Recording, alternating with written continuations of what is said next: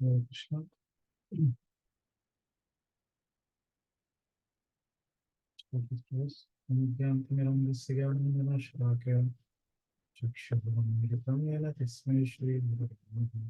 Shri Chaitanya Manavishram Sthapitam Yena Bhutale Swayam Rupa Kadam Mahiyam Bhagavati Swapadam Shri Guru Prabhu Padam Shri Guru Vaishnavamscha Shri Rupam Sagrajatam Savanam Mandutam Sajivam Sadhanam Sadhanam Bhajan Sadhanam Krishna Chaitanya Prabhu Shri Radha Krishna Padam Sadhana Bhakta Shri Vishnu Krishna Krishna Swami Namaste Saraswati Devi Gauravani Vicharini Vishesha Shunyavadi Shakti Krishna Krishna Krishna Krishna Chaitanya Hey Krishna Paraman Sindhu Dinavandro Jagatpati Gopesha Kipakanta Gopakanta Panchana Pavanam Piram Devindavashmi Vrishabhanu Sute Devi Kamyam Vancha Kalpataru Vishya Kripa Sinta Pevacha Patitanam Pavanam Vaishnave Jai Shri Krishna Chaitanya Prabhu Nityananda Shri Advaita Gadadhar Sivashanti Hare Krishna Krishna Krishna Hare Hare Ram, Ram Ram, Hare Hare Krishna. Thank you very much for joining today's discussion on the 11th chapter. So last time we were discussing the 52nd verse. We just completed 52. Today we have to start from 53rd. Okay. So before we start, okay, somebody want to share from the previous class what we discussed in this chapter, some important points.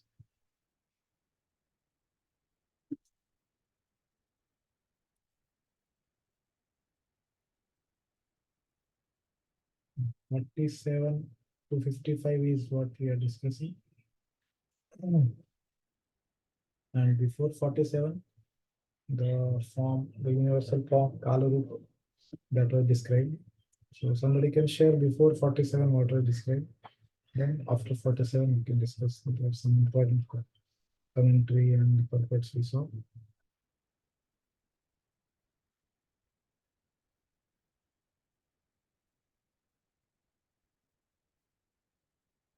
Arjuna's prayers 35 to 46 is what we discussed last time.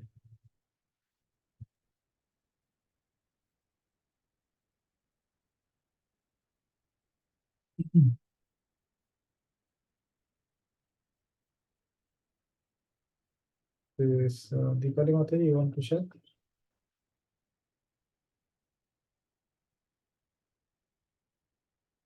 Prabhu, I was absent on Sunday. Okay, okay. Maybe Yamuna will ask to Shri Ganga Putaka.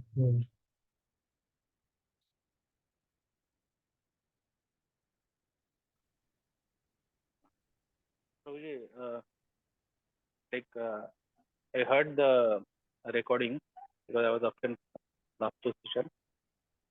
So generally, mainly it was discussing about the how Arjuna was asked Vishwarupa, and Lord showed, and then how he was after seeing this universal form, Arjuna was very much frightened, and he don't wanted to see.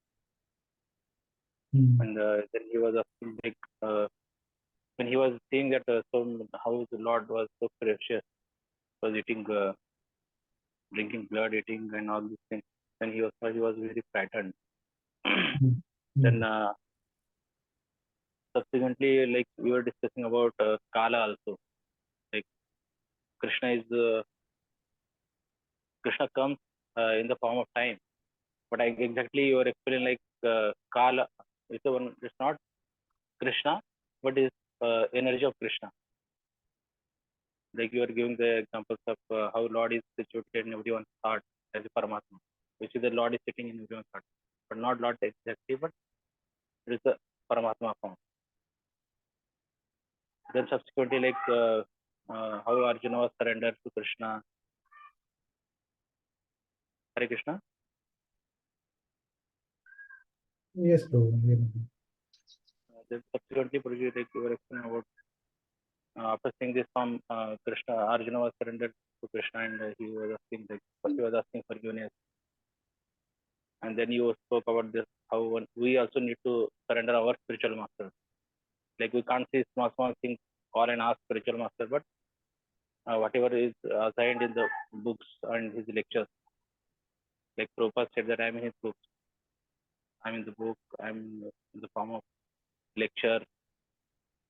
So we need to follow that. Like, then friendly relationship about like Arjuna was thinking he's like friendly with Krishna, and after seeing this form, he was not that Sakhya Bhava. Like, he was considering his master. He saw that such a magnanimous Apollo form of Krishna. Then you explained this Bhava, Sakhya Bhava of Arjuna, and how it is different from Vrindavan Sakhya Bhava of the Gopal. Yeah. That was tinged with Madhurya, but here it was tinged with Aishwarya Bhava. Like that.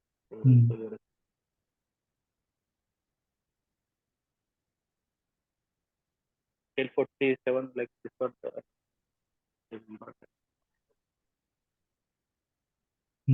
Okay. So 47th, we discussed the scholar root form till 46. Then 47 we discussed about this was basically Arjuna's prayers section till 46. And then after that we started discussing about 47 onwards. Only pure devotee can see Krishna's 200 form. Anuradha Mate, you want to share?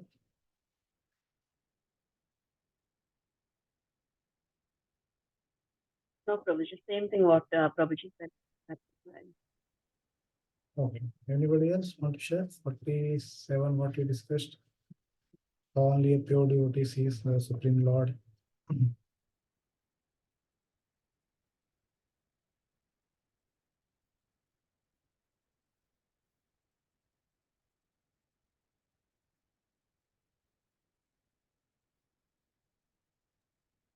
like Purji, again here Arjuna is asking like, I want to see again 200 form. Then Krishna is speaking like, you only asked me, so happily I showed you this universal form. Then in Prabhupada purport, like how devotees are happy by seeing and serving 200 form of Lord Krishna. That's how you explain it. Yeah.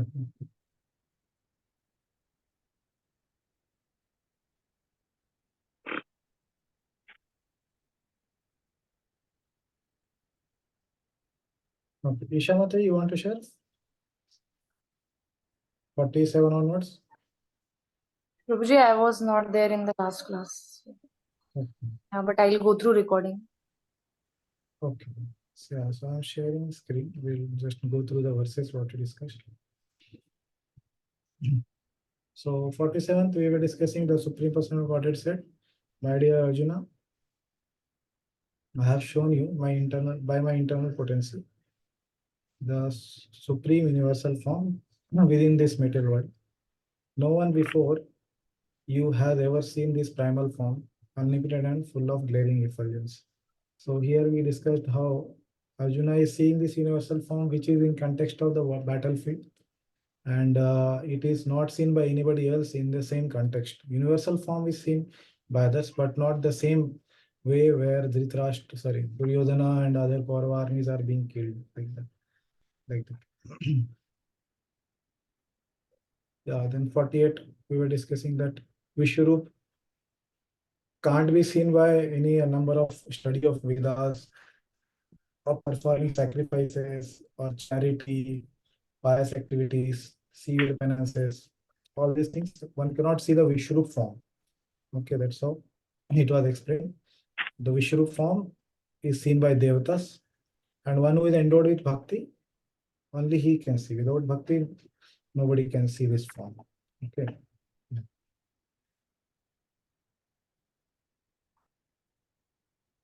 Then 49th we discussed. Krishna is saying, you have been perturbed and bewildered by seeing this horrible feature of mine. Now let it be finished. So now Krishna is stopping to show the Vishwarup Kalarup form, which is very frightening. And now he is saying, my devotee, be free again from the disturbances with a peaceful mind. You can now see the form you desire. So what Saumya form that Arjuna wanted to see, that Krishna is going to show. So basically Saumya form is the two-handed form. So before that he will show the four-handed form. So 50 verse, Sanjay Vachan. He is saying to Dhritarashtra, the Supreme Personality of Godhead Krishna, having spoken thus to Arjuna, displayed his real four-armed form and at last showed his two-armed form, thus encouraging the fearful Arjuna. So first he showed his real four-armed form, which is present in Dwarka and Mathura. Sometimes Krishna manifests there also, but not in Vrindavan. So in Vrindavan it is only two-handed form. That is the most pleasing form.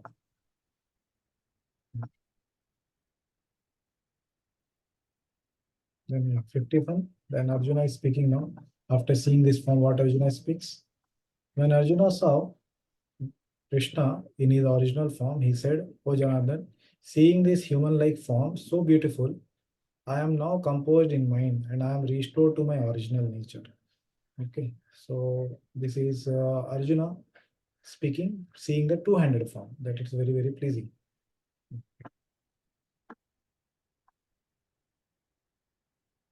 And then 52, we discussed that Lord is speaking this form, Sudur Darsham Idam Rupam. Means this two-handed form is very, very difficult to be seen. Okay. So Krishna saying that, my dear Arjuna, this form of mine you are now seeing is very difficult to behold. Even the demigods are ever seeking the opportunity to see this form, which is so dear. Yeah. So then today we are going to discuss the 53rd verse from here onwards. Okay. Okay, so anybody want to share anything else before we start, or any questions here?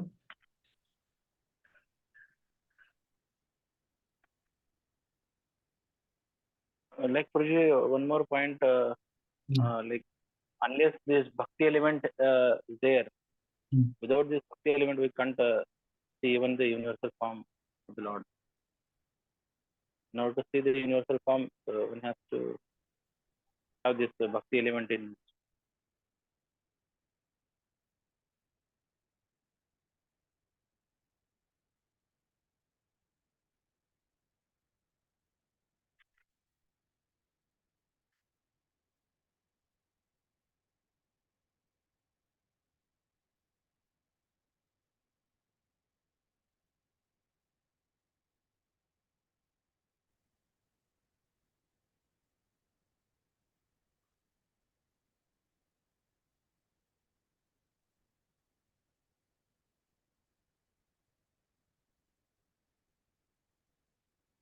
Hare Krishna. So yeah, last time we discussed how karma or jnana also need to be having element of bhakti for one to understand.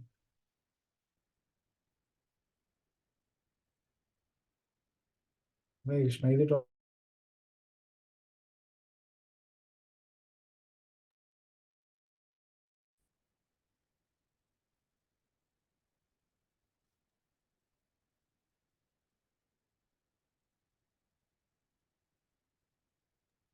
Hare Krishna, Prabhuji. are you able to hear? We can hear. Yeah. Prabhuji, I have a doubt. Yes. Krishna Bhagavan, Krishna, he wanted to show the universal form, which was very frightening to him, Arjun. What was the reason to show such a form? Yeah, Arjuna wanted to see the Vishwarup form because Krishna explained in the previous chapter, 10th chapter, about his vibhutis, that how he is there in many vibhutis, means extraordinary opulences of the Lord in the universe. So Arjuna wanted to see how Krishna is having all this extraordinary opulence in the universe and which is that form in which it exists. So there is no such form like universal form which exists in reality. It's a imaginary form made up of some. It's basically a conception of the yogis. So that is Arjuna wanted to see. That's why Krishna showed it. So it was Arjuna's request that. Yes, yes, yes. That's what we discussed. First verse of this chapter, Arjuna requested to show this form.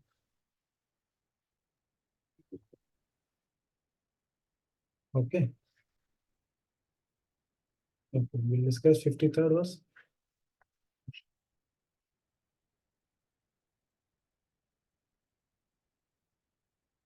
Okay. Anybody else has any questions?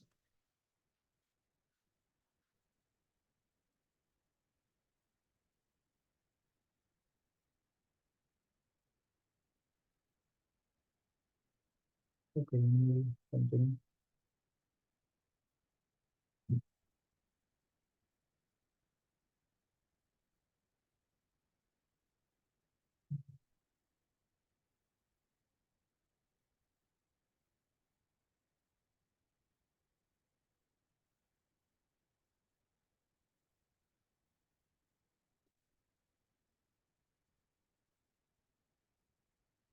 Naham Veder Natapasa Danena Nachejaya Sakyam Evam Vidho Drashtum Drashtavanasi Maham Yatha. Yes, Sri Gangaputra Prabhu, please read.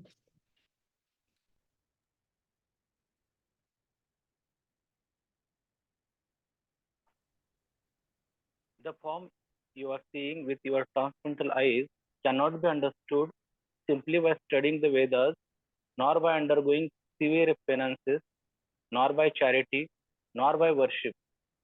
It is not by these means. This means that one can see me as I am. Yeah, so a similar verse we saw 48 also, where Krishna is saying that by these methods you cannot see my Vishwarup. Correct. If you remember this 48th verse we were discussing now. So you can see translation almost same, not by study of Vedas, performing sacrifices, or charity, pious activities, severe austerities. One cannot see this form. So this form in this verse 48 was the Vishwarup form. Okay. That's what we discussed. Okay, but now here Krishna has shown 400 form, then 200 form. Correct. So now he is speaking about 200 form in the 53 verse. So the 200 form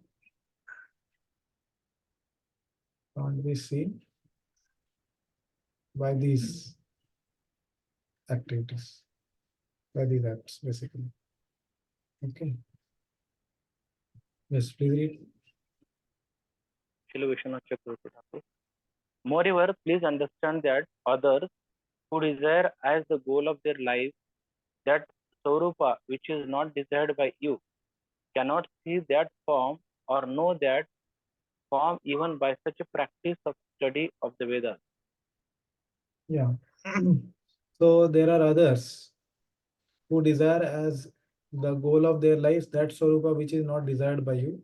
Okay, cannot see that form or know that form even by such practices as study of the Vedas. Okay, so some understanding that Vishwanath Thakur is giving here is little different. Okay, but basically the point is that the 200 form or any form of the Lord is very difficult to see. Okay, here it will be more clear. Yeah, please read. Srila Prabhupada. Krishna first appeared before his parents Devaki and Vasudeva in the 400 form, and then he transformed himself into 200 form. This mystery is very difficult to understand for those who are atheistic or who are devoid of devotional service. For scholars who have simply studied Vedic literature by way of grammatical knowledge or mere academic qualifications, Krishna is not possible to understand, nor is he to be understood by persons who officially go to the temple to offer worship. They make their visit but they cannot understand Krishna as he is. Krishna can be understood only through the path of devotional service, as explained by Krishna himself in the next verse. Yeah. So again, Krishna is going to tell it's only possible by bhakti. Yeah. Bhaktya tu ananya shakya aham evam vidho arjuna yatum drashtum cha tattvena praveshtum cha parantapa. Yeah. Prasanna Gopal, please read.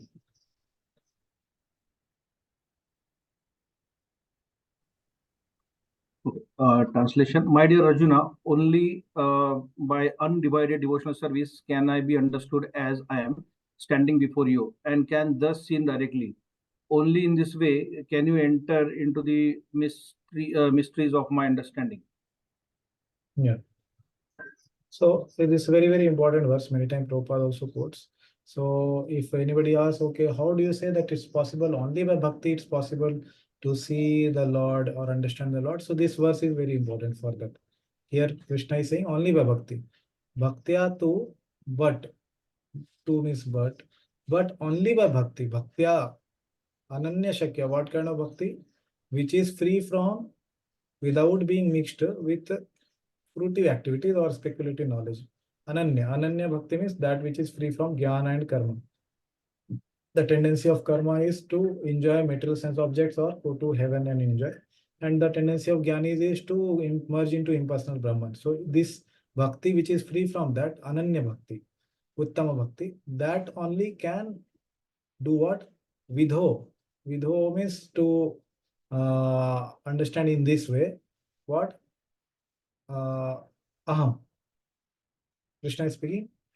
To understand me, Gyatum, Drashtum. How? Tatvena.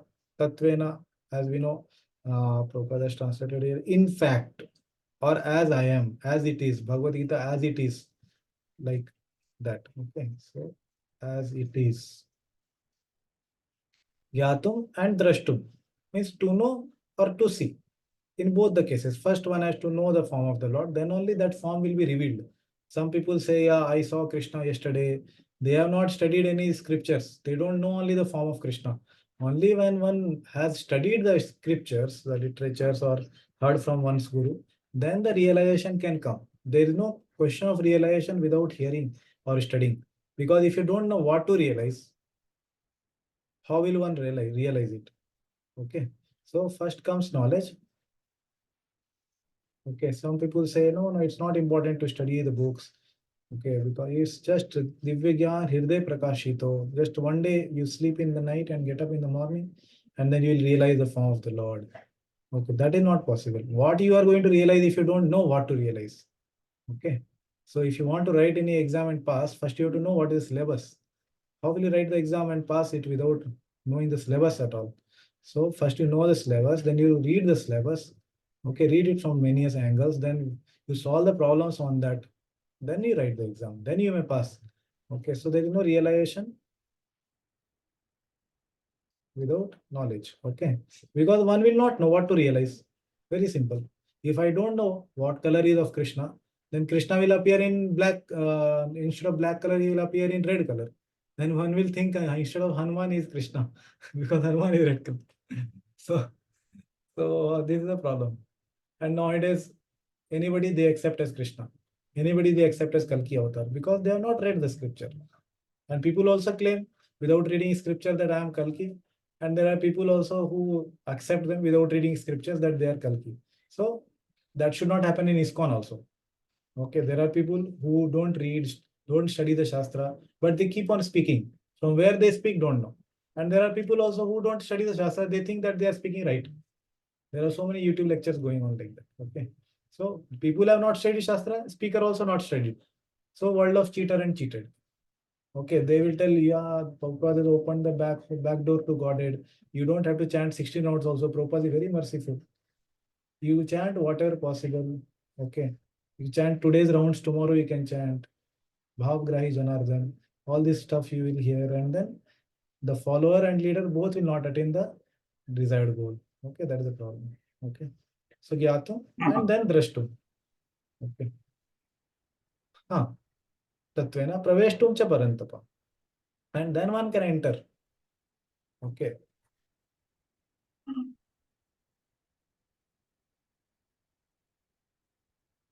Okay, that comes after that. Enter into. So here Prabhupada has written, you see the translation. Only by undivided devotional service, this refers to Ananya Bhakti. Okay, Ananya, that word is there. Can I be understood? Gyatum, standing before you, and thus can be seen directly, drashtum. Okay, only in this way can you enter, praveshtum, into the mysteries of my understanding. So first one has to understand that what he is supposed to realize. Okay, understanding will come. First one should know, learn from one's guru, learn from the scriptures, learn from Prabhupada and previous acharyas. What are they saying? And then having that knowledge, then one can see the Lord directly after he has realized it. Okay. So that is the meaning here. And then one can enter into the kingdom of God like that. Okay. Yeah, please read. Baldev Vidyabhushan Swaminathan. Here the Lord clarifies the fact that only the unalloyed devotee attains the cherished vision of Lord. It is possible to know the truth. It is possible to know in truth me, the four-armed son of Devaki, by the Vedas, by charity, by austerity, and by worship. Note, these items have been referred to in the previous verse. If you have exclusive devotion to me, only by bhakti is it possible to see me and to become truly connected with me, praveshtum. Yeah, so yeah, very important actually here. It's only by unalloyed devotee, that is Uttama Bhakta, or those who don't have desire for merging into Brahman or enjoying the senses or the heavenly kingdom. So only they can understand the cherished vision of the Lord. And what is that form of the Lord? He is Baldev Vidyabhushan is more focusing on four-armed. Prabhupada focuses on two-armed form. Both are okay. Okay, so both are the personal forms of the Lord. So like that. And only by bhakti it is possible. Bhaktya tu ananya shakya. And then one can praveshtum, gyatum drashtum cha, and then praveshtum. Connected with me. Connected with me means what? What is the meaning of, anybody knows? Truly connected with me means what? Here.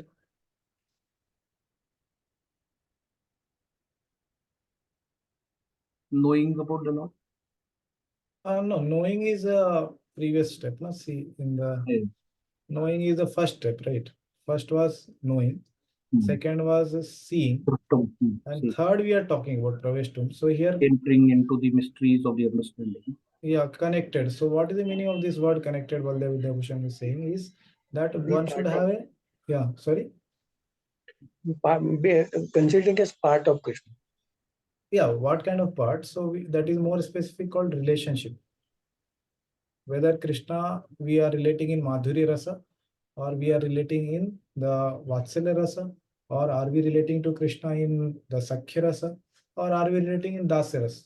Correct. Praveshtum means enter into the mysteries or enter into the kingdom of God. How will we enter into kingdom of God without having relationship with God? If we don't know only what relationship is there with Lord ours, then what will we be doing there after we go? Okay. We will tell, yeah, we will do whatever is told. Nah?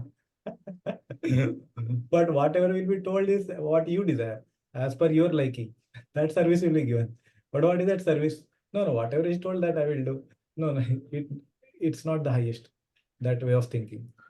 Okay, as Prabhupada says, yeah, one should do his sadhana in the one of the four, to attain a goal of having a relationship with Krishna in one of the four rasas, like that. Okay, like that. So that is meaning of praveshtum, or having a relationship with Krishna. Okay, in a particular rasa, relationship with Krishna in particular rasa.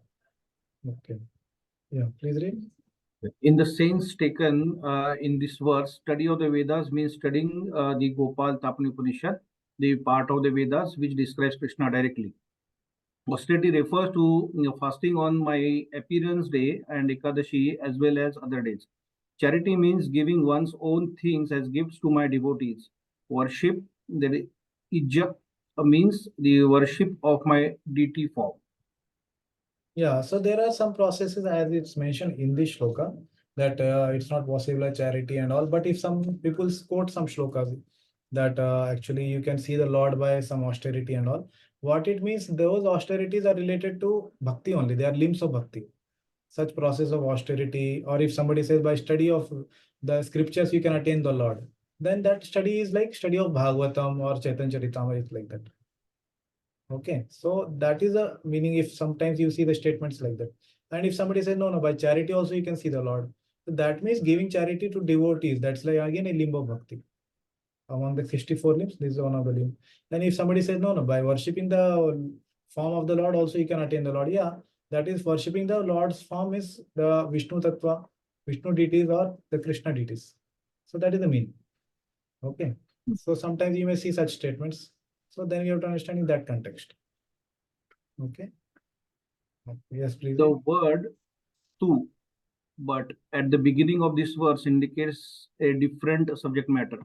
This indicates that this form, which is difficult to see, mentioned in the verse 52 to 54, is not the thousand-headed form, because the previous description in verse 50 and 51, specifically concerning the Lord's human-like four-armed form, is continuous with the topic and separate from the topic of the thousand-headed form. Otherwise, there would be a fault of redundant statement in verse 53 of what was stated in the verse 48 concerning the thousand-headed form, if we were to say that verse 53 was also concerning the thousand-headed form. Yeah, basically, as I told, 48 and 53 are like similar verses. So 48 refers to the thousand-headed form and 53 refers to the two-handed form or four-handed form. Both forms Lord Krishna showed later, right? So Baldev Vidyabhushan, he takes the opinion of four-handed form, like you can see it.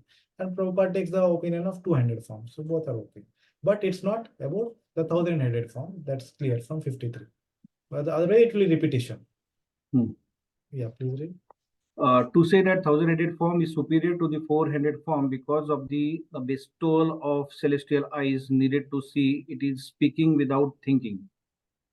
The thousand-headed form, note this thousand-headed form is equated by Baladev with Mahavishnu, is dependent upon four-handed form. Yeah, so this point we have been discussing many times that somebody says, no, thousand-headed form is superior because Krishna gave a celestial eyes to Arjuna. So we have already discussed this celestial eyes is Divya Chakshu, which is second level. Okay, and Arjuna was even higher. He already had Prem Chakshu. So the Prema Chakshu is higher and he was already seeing the two-handed form. And he had to come down to Divya Chakshu, which is Divya eyes, which is for Devatas. Okay, so that is the point again told. And then this thousand-headed form, as we have been telling from beginning, that it's the form of Vishnu. So which Vishnu? It is Mahavishnu. Okay, so generally we see the Mahavishnu form, one-headed and lying in causal ocean. The one photo which we see is like that, but that is not the right representation. The right representation is the thousand-headed Vishnu form, basically, with 1,000 hands, 1,000 eyes, Sastra, Aksha Purusha, Sastra, what was described in this chapter, basically. Okay. So many verses he quotes about this form being supreme. That 400, basically the last statement which you saw, that is being proved here.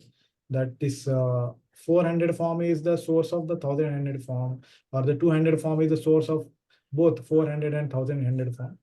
That's here many proofs are given. Prabhupada also will give. Basically, Brahma Samhita, as we know, very famous shloka. Okay, maybe one of these we can read. Yes, please read this.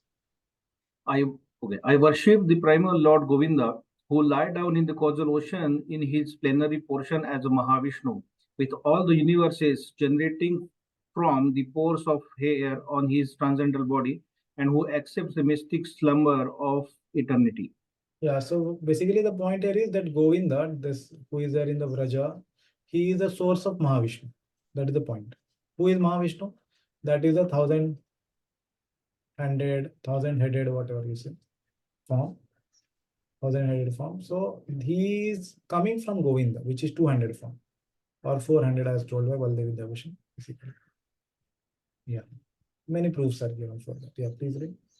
By fallacious reasoning, one should not accept the rationalistic explanation that the form of Krishna is inferior with the universal form, Not should one think that Arjuna had material eyes like other men and therefore needed spiritual eyes to see the universal form. There are many references in Mahabharata and other scriptures stating that Arjuna was avatar of the Lord called Nara. Yeah. So this again, Acharyas are speaking the same point that it's faulty to understand or to think that the form of Krishna is inferior to the universal form. Okay. Just because somebody thinks Krishna gave celestial eyes to Arjuna. No, you have to understand the meaning. What is the meaning of giving celestial eyes? It is downgraded the eyes of Arjuna, like that. Okay. And Arjuna did not have material eyes. That is again faulty thinking. What kind of eyes Arjuna had? So Arjuna was incarnation of Lord Nara. Okay. So yeah, I think it's true. Yeah. Mm, yeah. Yeah, please read.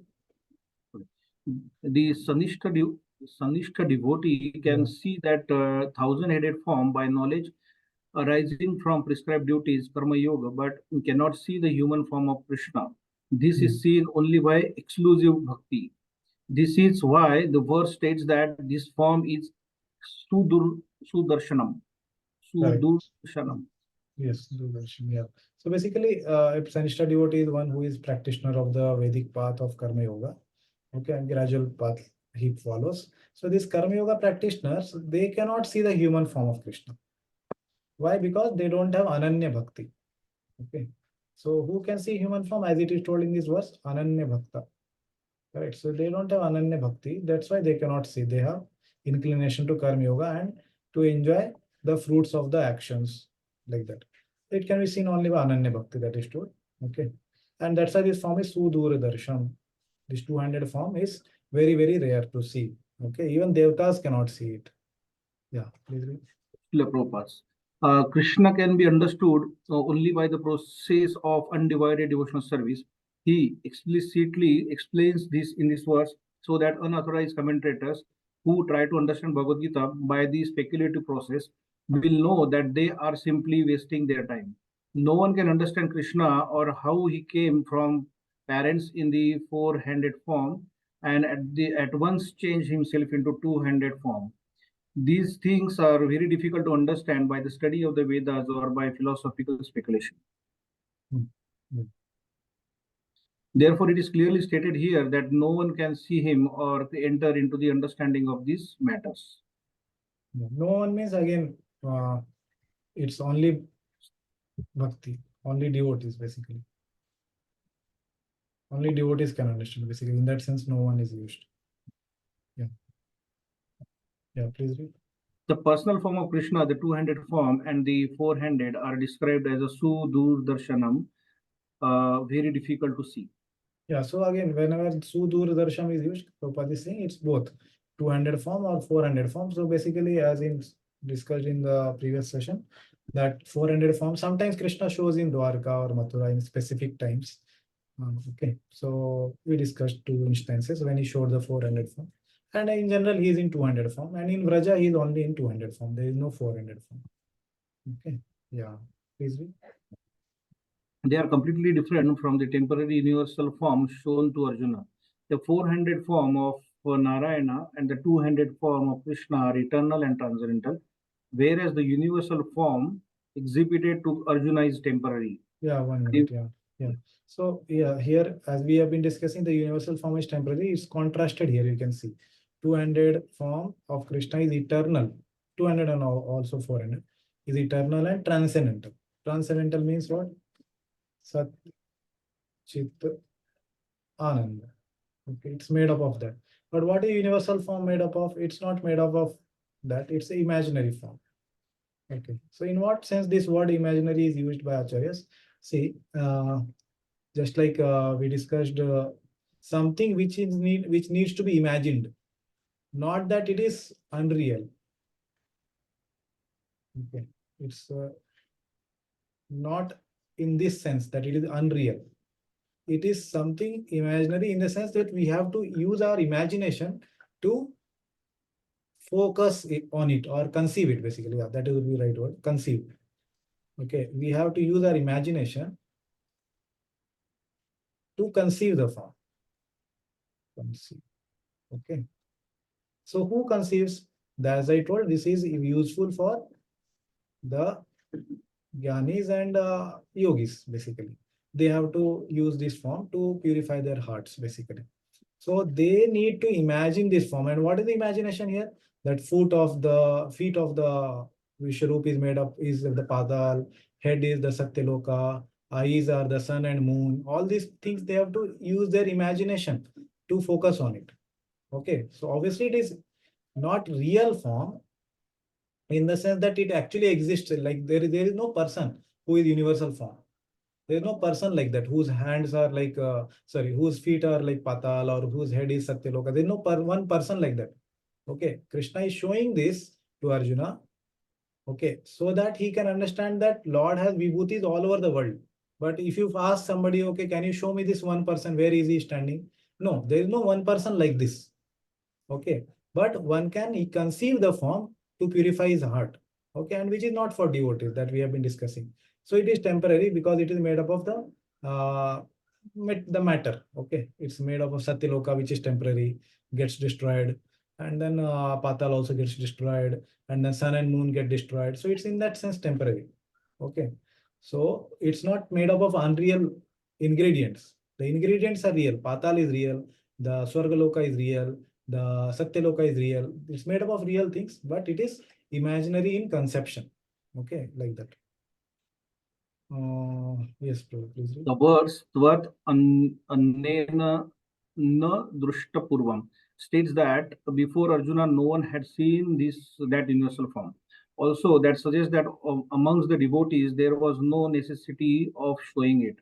That form was exhibited by Krishna at the request of Arjuna, so that in the future, when one represents himself as an incarnation of God, people can ask to see his universal form. Yeah, so this was the one of the purposes that in the future, if somebody claims that I am the incarnation of God, so then one can say, okay, you can show the universal form. Okay, like that. Yeah, please read. Krishna changes from the universal form to the four-handed form of the Narayana and then to his own natural form of two hands. This indicates that the four-handed forms and other forms mentioned in the Vedic literature are all emanation from the original two-handed Krishna. Yeah, so 200 form is the Govinda. That verse we came. Yeah, Karna Vajale. Correct. So that I think Prabhupada also going to quote. Okay, it will come. Please read. He is the origin of all emanation. Krishna is distinct even from these forms. What to speak of the impersonal conception? As far as the four-handed forms of Krishna are concerned, it is stated clearly that even the most identical four-handed form of Krishna, which is known as Mahavishnu, who is lying on the cosmic ocean and from whose breathing so many innumerable universes are passing out and entering, is also expansion of the Supreme Lord. Yeah.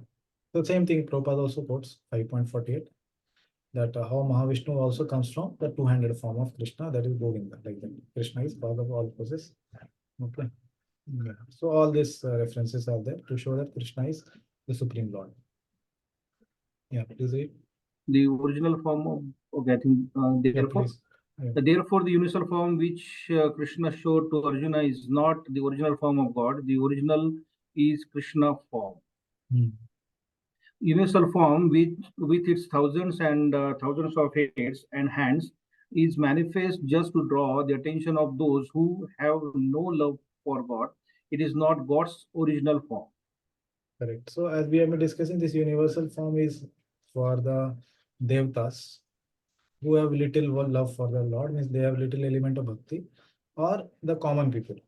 Okay, as Prabhupada told in the beginning. So the common people need to understand that God is not just anybody is God, but he should be able to show the universal form. Okay, so that's why. Yeah, please read.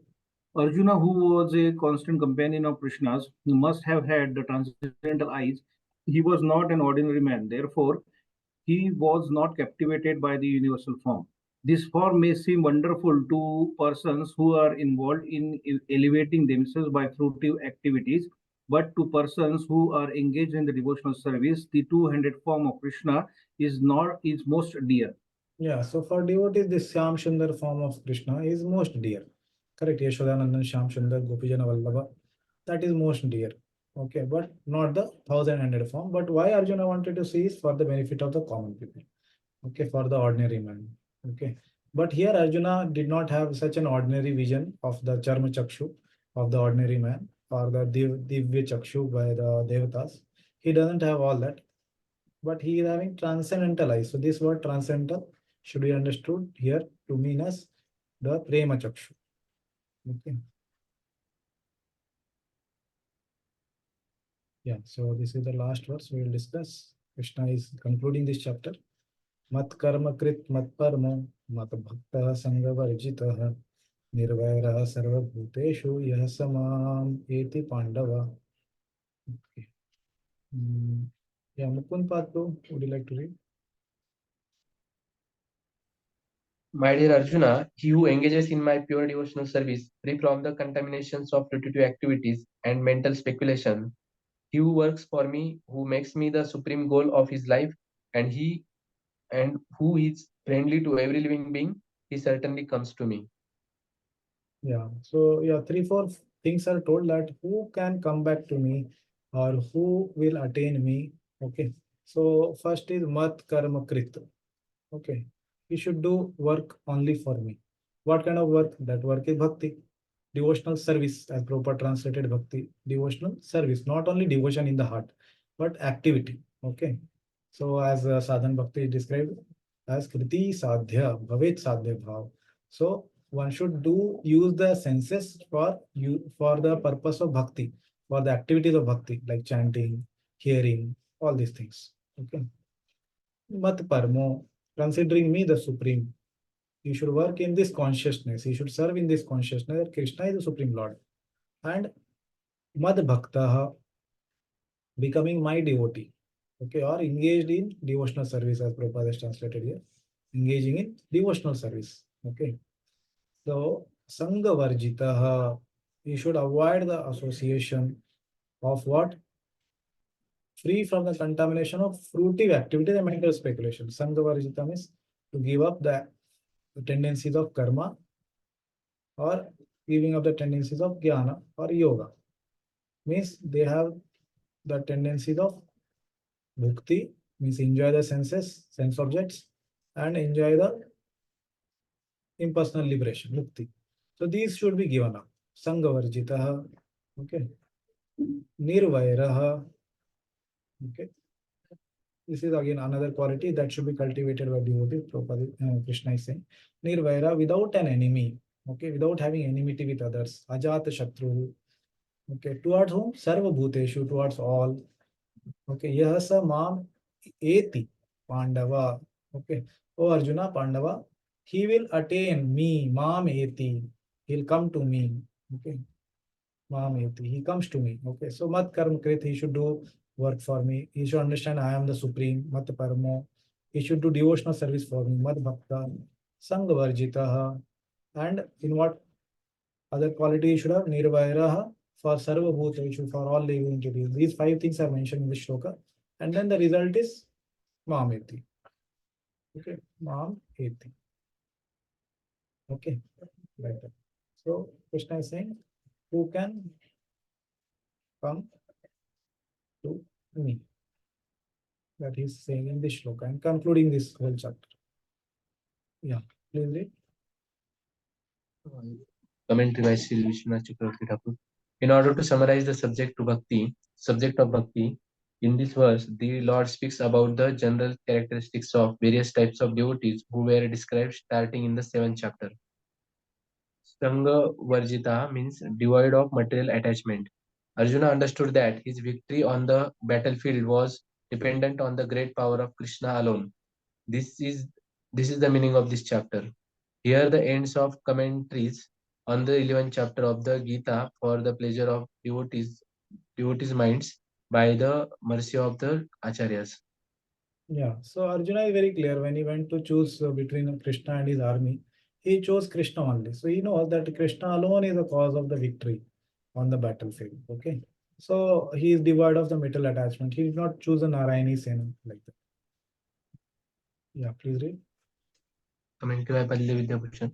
Having taught that exclusive bhakti is the means of attaining himself, Krishna now concludes, he who acts for me, mat karma krut, doing such a service as building and cleaning my temple or cleaning the gardens containing my flowers and tulsi, who does not know as his goal such as swar, swarga, anything except me, mat parama, who is engaged as my devotee by performing hearing and the rest of the nine processes of bhakti, mat bhakta, who does not tolerate associating with those opposed to me, sangha varjita, but who is devoid of enemy to even those opposed to me, nirvaira sarva bhuteshu, since he considers that the sufferings they cause is brought about by himself alone through his previous karmas, that persons attains me,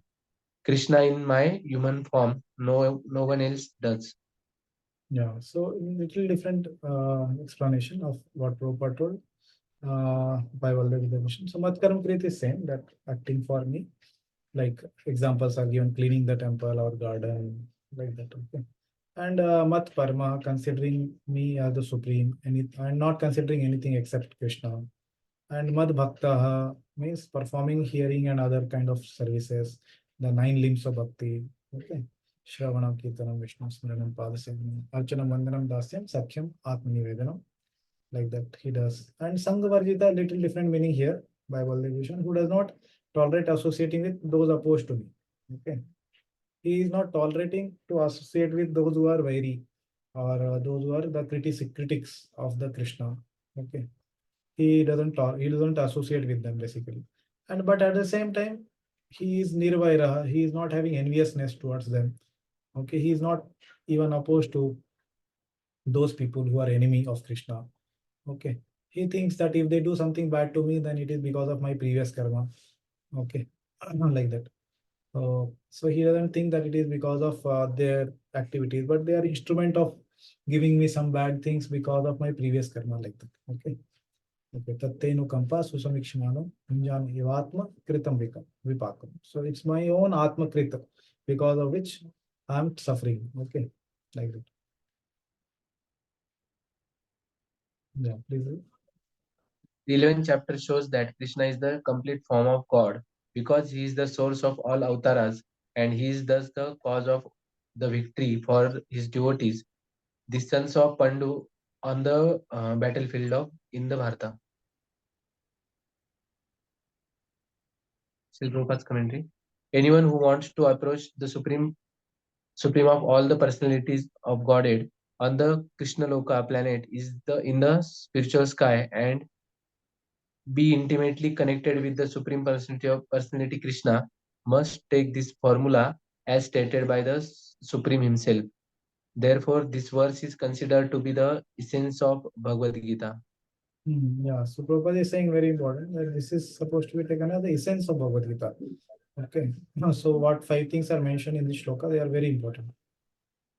Why? Because this is giving the conclusion how to attain Krishna in the spiritual world. That is the purpose of our life, right? Yeah. Please read. Now, here is the verse which clearly explains the process by which one can attain success in spiritual activity, devotional service. As far as the work is concerned, one should transfer his energy entirely to Krishna conscious activities as stated in the Bhakti Rasamrut Sindhu 1.2.255. Yeah, so from here, what Prabhupada is explaining now?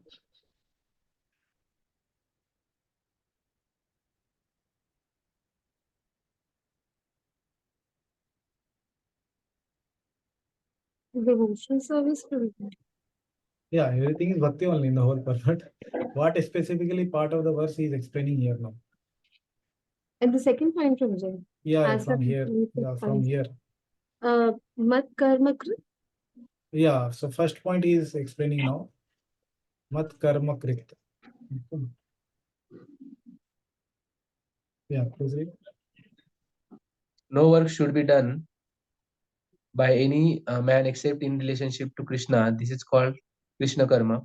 One may be engaged in various activities, but one should not be attached to the result of his work. The results should be done only for him.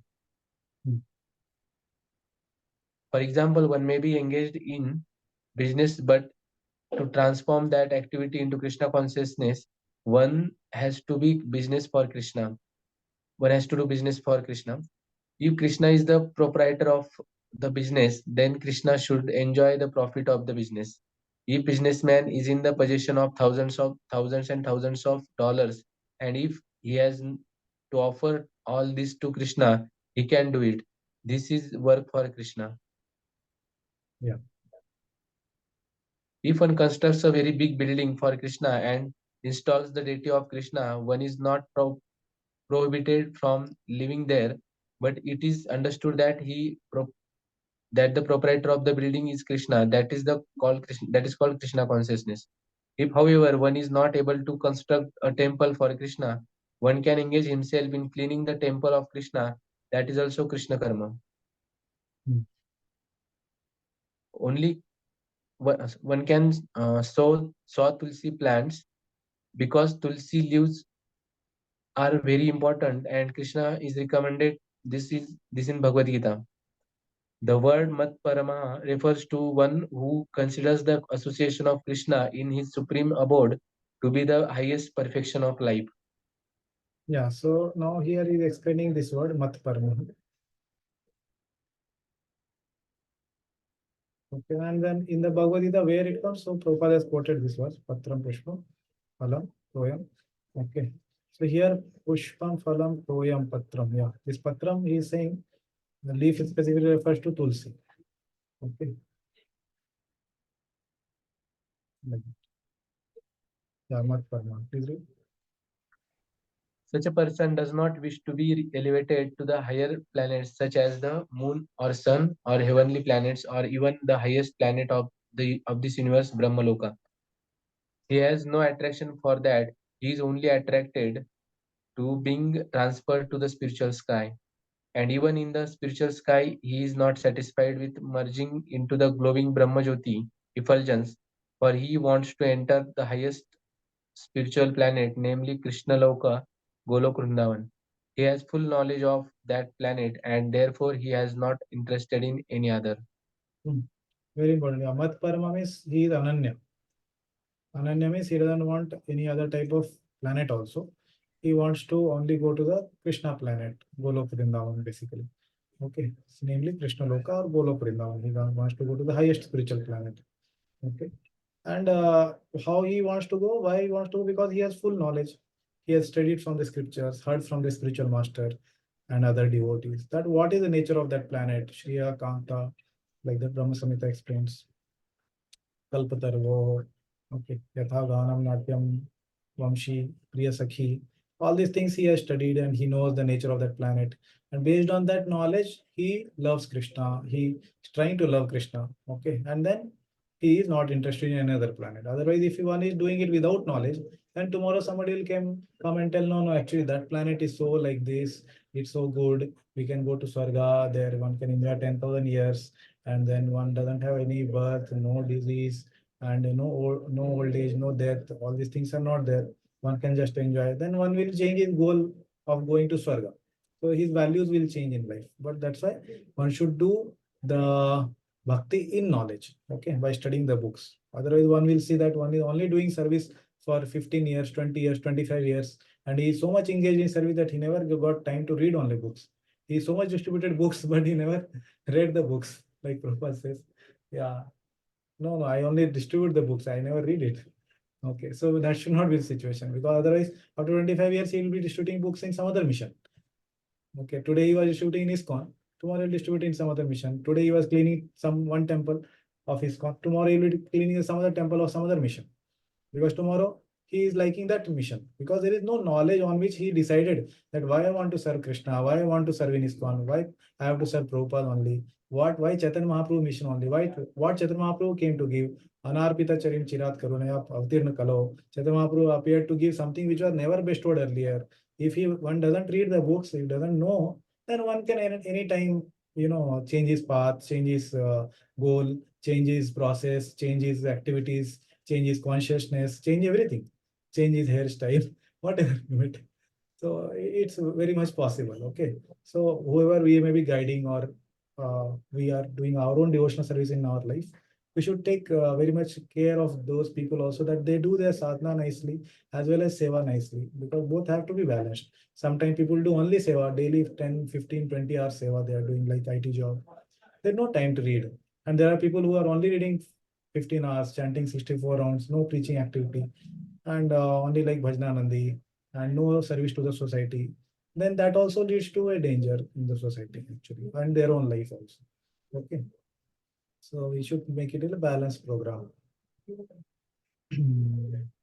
Yeah, please continue.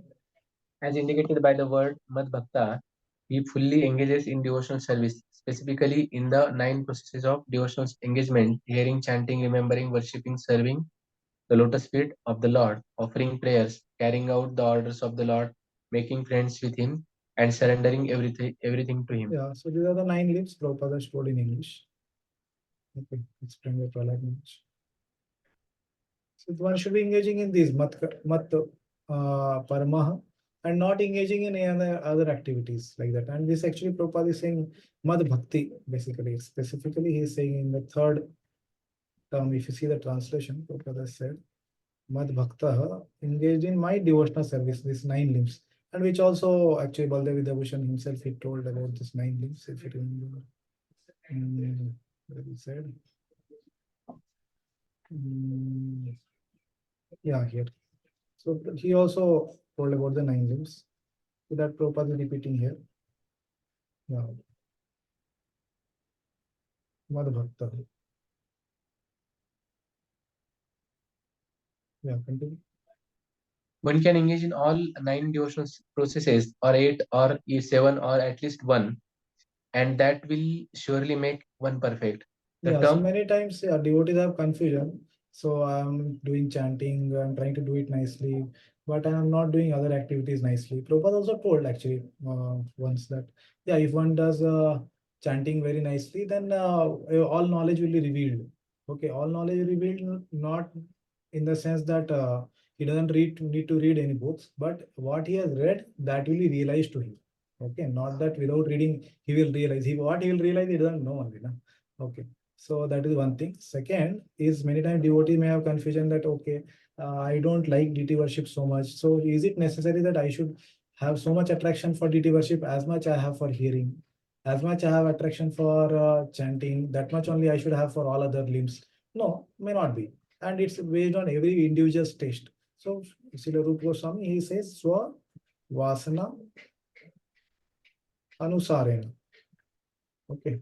So that we'll discuss in NOD, Nectar Devotion. Here I don't want to go in that. But this Swavasana Anusarena, Rupa Goswami tells, after explaining the 64 limbs, he tells Swavasana Anusarena one should engage. Vasana Anusarena means as per his taste. Okay, what as per his material inclination or spiritual inclination, both. Okay. So based on that, one should engage in the limbs of bhakti. And that's why Prabhupada is saying it may be all 9, one may be liking. One may be liking one of them, like 8 of them, or 7 of them, or one of them he will be liking. No problem. Engage in any. Either you engage exclusively in one, or engage in all 9, or in between somewhere. Whatever is your vasana anusarena, that will make one perfect. Prabhupada is not saying that one that will make one 10% perfect, 20%, 30%, and then 90% perfect. No. So if anybody forces somebody that no, you have to have attraction for all the limbs of bhakti as much you have for one limb, that is not the right guidance. Okay. Yes. Please read. The term Sanghavarjita is very significant. One should disassociate himself from persons who are against Krishna. Not only are the So now he atheistic is explaining the 4th term. Okay, here he told 3rd term. Yeah, please read. not only are the atheistic persons against Krishna, but so also are those one who are attracted to fruitive activities and mental speculations. Yeah, basically, yeah, this, whenever Prabhupada uses these terms, we have to understand that the mentality of enjoying the senses and sense objects, bhukti, and mental speculation is the tendency of merging into Brahman, or the tendency of just getting relieved of all the material encumbrances because they are troubling me so much. The impetus is not that for a devotee. The impetus for a devotee is how and when quickly I can attain the prema for Lord. In what association should I be? Even some devotee may have disgust for this material world. That is only for the reason that I don't want to associate with these materialistic people, but because my goal is distracted. That is his focus. His focus is not that I don't want any material encumbrances. Not like that. He is thinking about his goal, how to attain it quickly. Like that. Okay. Yeah, please read. Therefore, the pure form of devotional service is described in the Bhakti Rasamrita Sindhu 1.1.11 as follows. In this verse, Srila Rupa Goswami clearly states that if anyone wants to execute unalloyed devotional service, he must be freed from all kinds of material contamination. He must be freed from activities from the association of persons who are addicted to fruitive activities and mental speculation. When freed from such a unwanted association and from the contamination of material desires, one favorably cultivates knowledge of Krishna that is called pure devotional service. Yeah, so this very elaborately we have discussed earlier also. Yeah, so Prabhupada is saying you should freed from the association of persons who are addicted to fruitive activity that we discussed, jnana and karma. Those who are practitioners. One doesn't have to associate with them, otherwise one will change his goal of life. Okay, if he's not fixed in bhakti. Okay, must be freed of all kinds of metal contamination, means anya bhilasha, whatever is there, that one should not have as the goal of their life. Okay, but he should be having the understanding that yeah, these all things will go away in bhakti, in the path of bhakti by anartha nivritti, like that. Okay. अनुकूल्यस्य संकल्प प्रतिकूलस्य वर्जनम हरिभक्ति विलास 11.676. One should think of Krishna and act for Krishna favorably, not unfavorably. Yeah, so this many times we have been discussing that there may be some items which may not be directly bhakti, but they may be helpful for bhakti. They may be favorable for bhakti by like doing a job, okay, or yeah, means bringing up the children. Okay, they may be favorable for bhakti that one should do, and whatever unfavorable that one should avoid. Okay, like that. Yeah. A devotee situated in Krishna consciousness knows that only devotional service to Krishna can relieve a person from all the problems of life. He has personal experience of this, and therefore he wants to introduce this system, Krishna consciousness, into human society. Hmm. Similarly, in India also there are many examples such as Thakur Haridas and Prahlad Maharaj. Why such a risk? Basically, a context of that people are sacrificing his life for spreading God consciousness. Who are the examples Prabhupada is giving? Yeah. Because they wanted to spread Krishna consciousness and it is difficult. A Krishna conscious person knows that if a man is suffering, it is due to his forgetfulness of his eternal relationship with Krishna. Therefore, the highest benefit one can render to human society is relieving one's neighbor from all material problems. Yeah, so it's not only one's neighbor, but whoever one may come in touch with.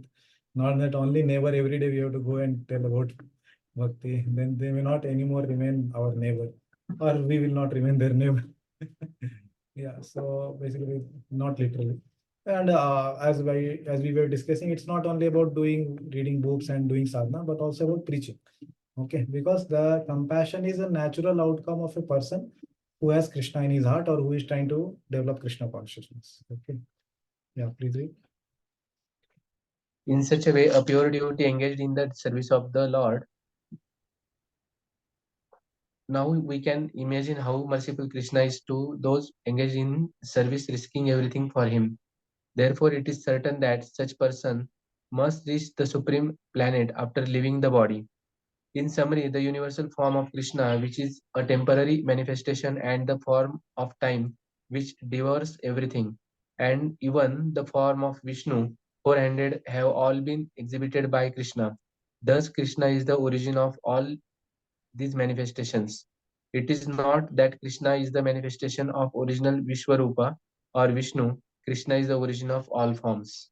Yeah, so now here Prabhupada is explaining about the fifth item with Mahameti, he attains me. Okay. Who attains me? Such kind of person attains me. Okay. After leaving the body, they will attain me. They must reach the supreme planet. Now. And then yeah, he's summarizing the whole chapter, saying that how universal form is actually not the highest form, it's a temporary manifestation of the eternal 400 or the 200 form. Okay, Krishna is the origin of all those forms. Yeah. There are hundreds and thousands of Vishnus, but for a devotee, no form of Krishna is important. But the original form 200 Swayam Sundar, Shyam Sundar. Sham Sundar. In the Brahma Samhita, it is stated that those who are attached to the Sham Sundar form of Krishna in love and devotion can see him always within the heart and cannot see anything else. One should understand, therefore, that the purport of this 11th chapter is that the form of Krishna is essential and supreme. Yeah, so yeah, this is important point. There are hundreds and thousands of Vishnus, like Mahavishnu, Suradaksha Vishnu, Karamadaksha Vishnu, and then there are so many other planets where Narsimdev may be there, or so many other forms of the Lord Varaha. All are Vishnu's form, but for a devotee, no form of Krishna is important. No, but the original form. Which is that form? So Krishna is that Shyam Sundar form, who is the Rajendra Nandan, who is there in the Vrindavan, Golok Vrindavan. That form is most important, whom he wants to attain. So in any form of Vishnu, whom does he see? He sees in all those forms of Vishnu, he sees the Lord of Vrindavan only. Okay.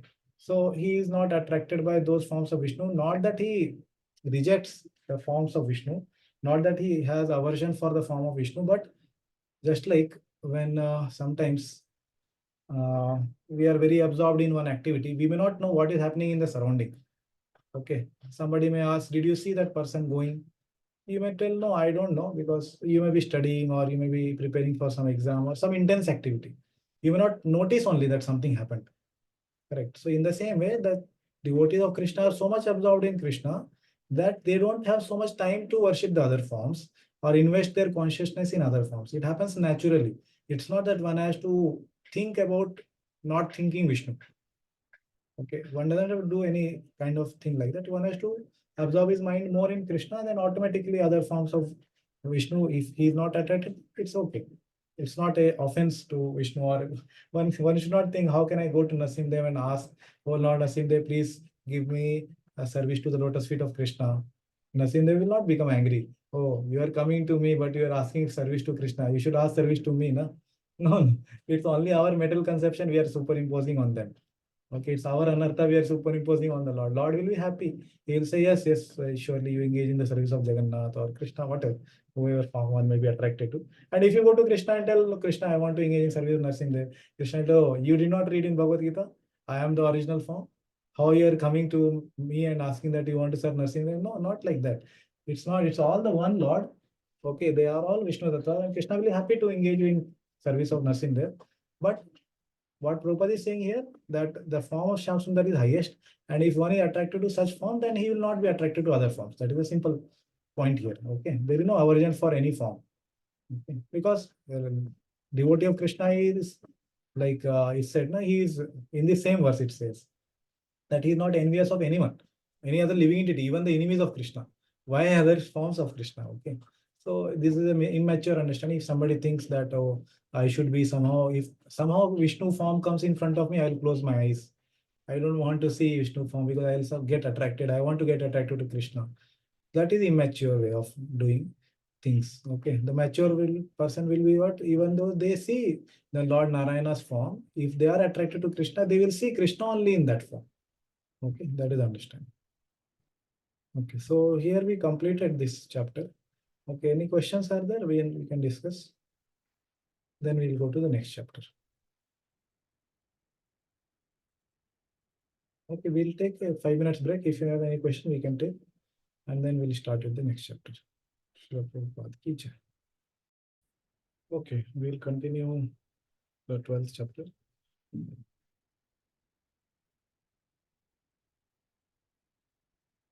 Okay, so 12th chapter is titled as Devotional Service by Srila Prabhupada. Bhakti Yoga by other acharyas. So here basically Krishna has spoken the last verse of the previous chapter, and he has concluded the section of showing his vibhutis and then the universal form, which is the manifestation, temporary manifestation of his vibhutis in one form. So now Arjuna is asking about a question which is not directly connected to the previous chapter. Okay, obviously it's connected to the chapters which all have been described in this Shatkam, the 6 chapters, chapter 7 to 12. So in the beginning, if you remember 7th chapter, we were discussing about the Karma Mishra Bhakti, correct, and Gunibhut Bhakti of Chaturvida Bhajante Mam Jana Sukritun Arjuna, Artho Jigyasu Arthati Gyani Cha Bharatarshava. So Gunibhut Bhakti was described there, then Pradhanibhut Bhakti was described in 16th verse. And then sorry, yeah, Chaturveda Vajantima, these are like Pradhanibhut Bhaktas. And before this, first 6 chapters of Bhagavad Gita, the Gunibhut Bhakti was described. And then Pradhanibhut, basically Karma Mishra Bhakti was described. Then 8th chapter was Gyan Mishra Bhakti, Pradhanibhut Bhakti was described. Then 9th, more of the Bhakti Yoga, Ananya Bhakti was described. So all these have been described, and there was small description about also impersonalism in the 8th chapter. That who are the worshippers, Ekatvena, Pritaktena, Bahuda, Vishwato Mukham, worshippers of impersonalism. Basically, those who worship Krishna form, they accept Krishna's personal form, but basically they want to merge into Brahman. They are called impersonalists. So please know there are 2 terms. One is Brahmavadi, and many times we may be confused. What do they mean? So Brahmavadi is the person who is having the goal of his attainment of impersonal liberation, basically merging into Brahman. Okay, that is his goal. What is his method of worship? That is, we can say, the path of Jnana or Ashtanga Yoga he may be doing. That is his path of sadhana. Okay, the goal is sadhya, basically. And what is his conception? His conception is that Krishna is a person. He accepts Krishna is a person, and in his practice of Jnana and Yoga, there is also element of bhakti in which he worships Krishna as a person. Okay, he doesn't disregard Krishna as a person. Okay, but there are other category of people who are called Mayavadis. Their goal is again impersonal Brahman, impersonal liberation, and their method of worship or sadhana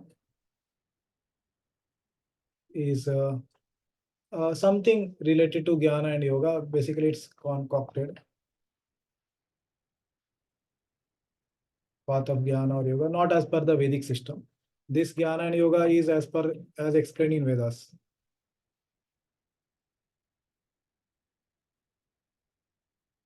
Okay. In Upanishads or Vedas, basically it's explained that they follow that, and then they attain, okay, the goal of impersonal liberation. They attain it. They merge into Brahman. They are called Brahmavadis. And there are Mayavadis who have goal of impersonal liberation. They worship or they have the sadhana of concocted jnana or yoga, just like you must have heard Prabhupada explaining. Somebody meditates on the light of the candle, and they are closing their eyes and snoring like that. Prabhupada last lecture he was snoring. He was making the sound of snoring actually. So these are concocted, or some people say their conception of the, that is next aspect, conception.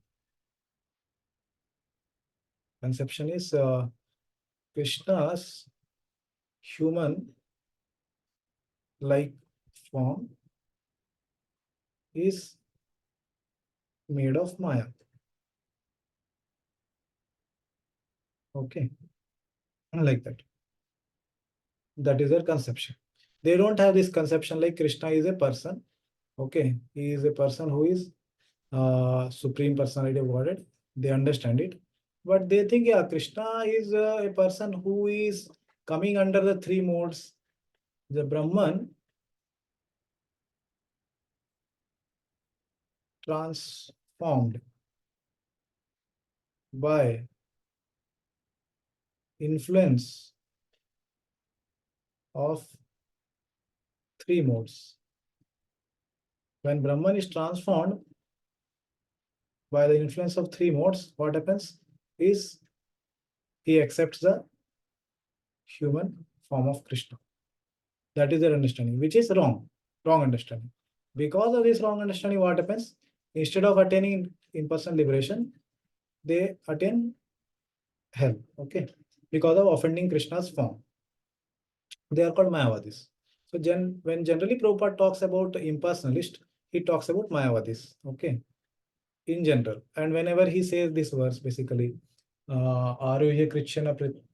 So he says, what does it start? Ye anne to arvindaksha vimuktamanina tvayashta bhava avishuddha buddhaya.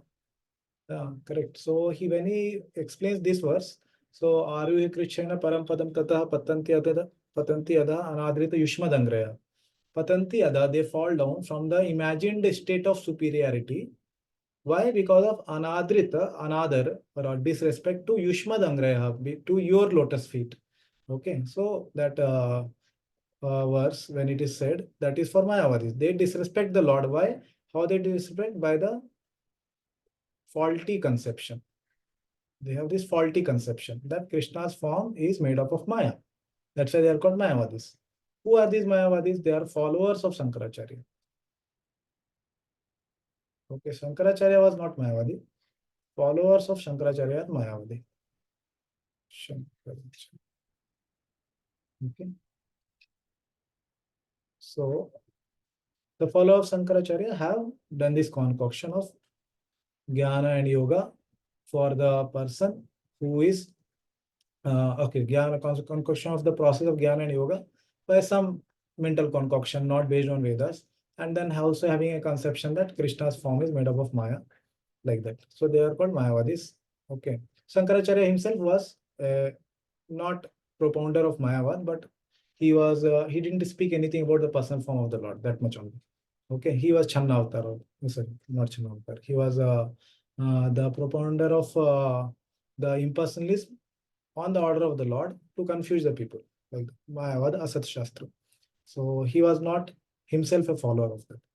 So this is different between Mayavadi and Brahmavadi. So this chapter will be discussing about the Brahmavadi. Okay, here whenever Prabhupada is talking about impersonalist, he is talking about this person, not Mayavadi. Okay. So this is the chapter 12. Impersonalist is Brahmavadi person who attains impersonal Brahman.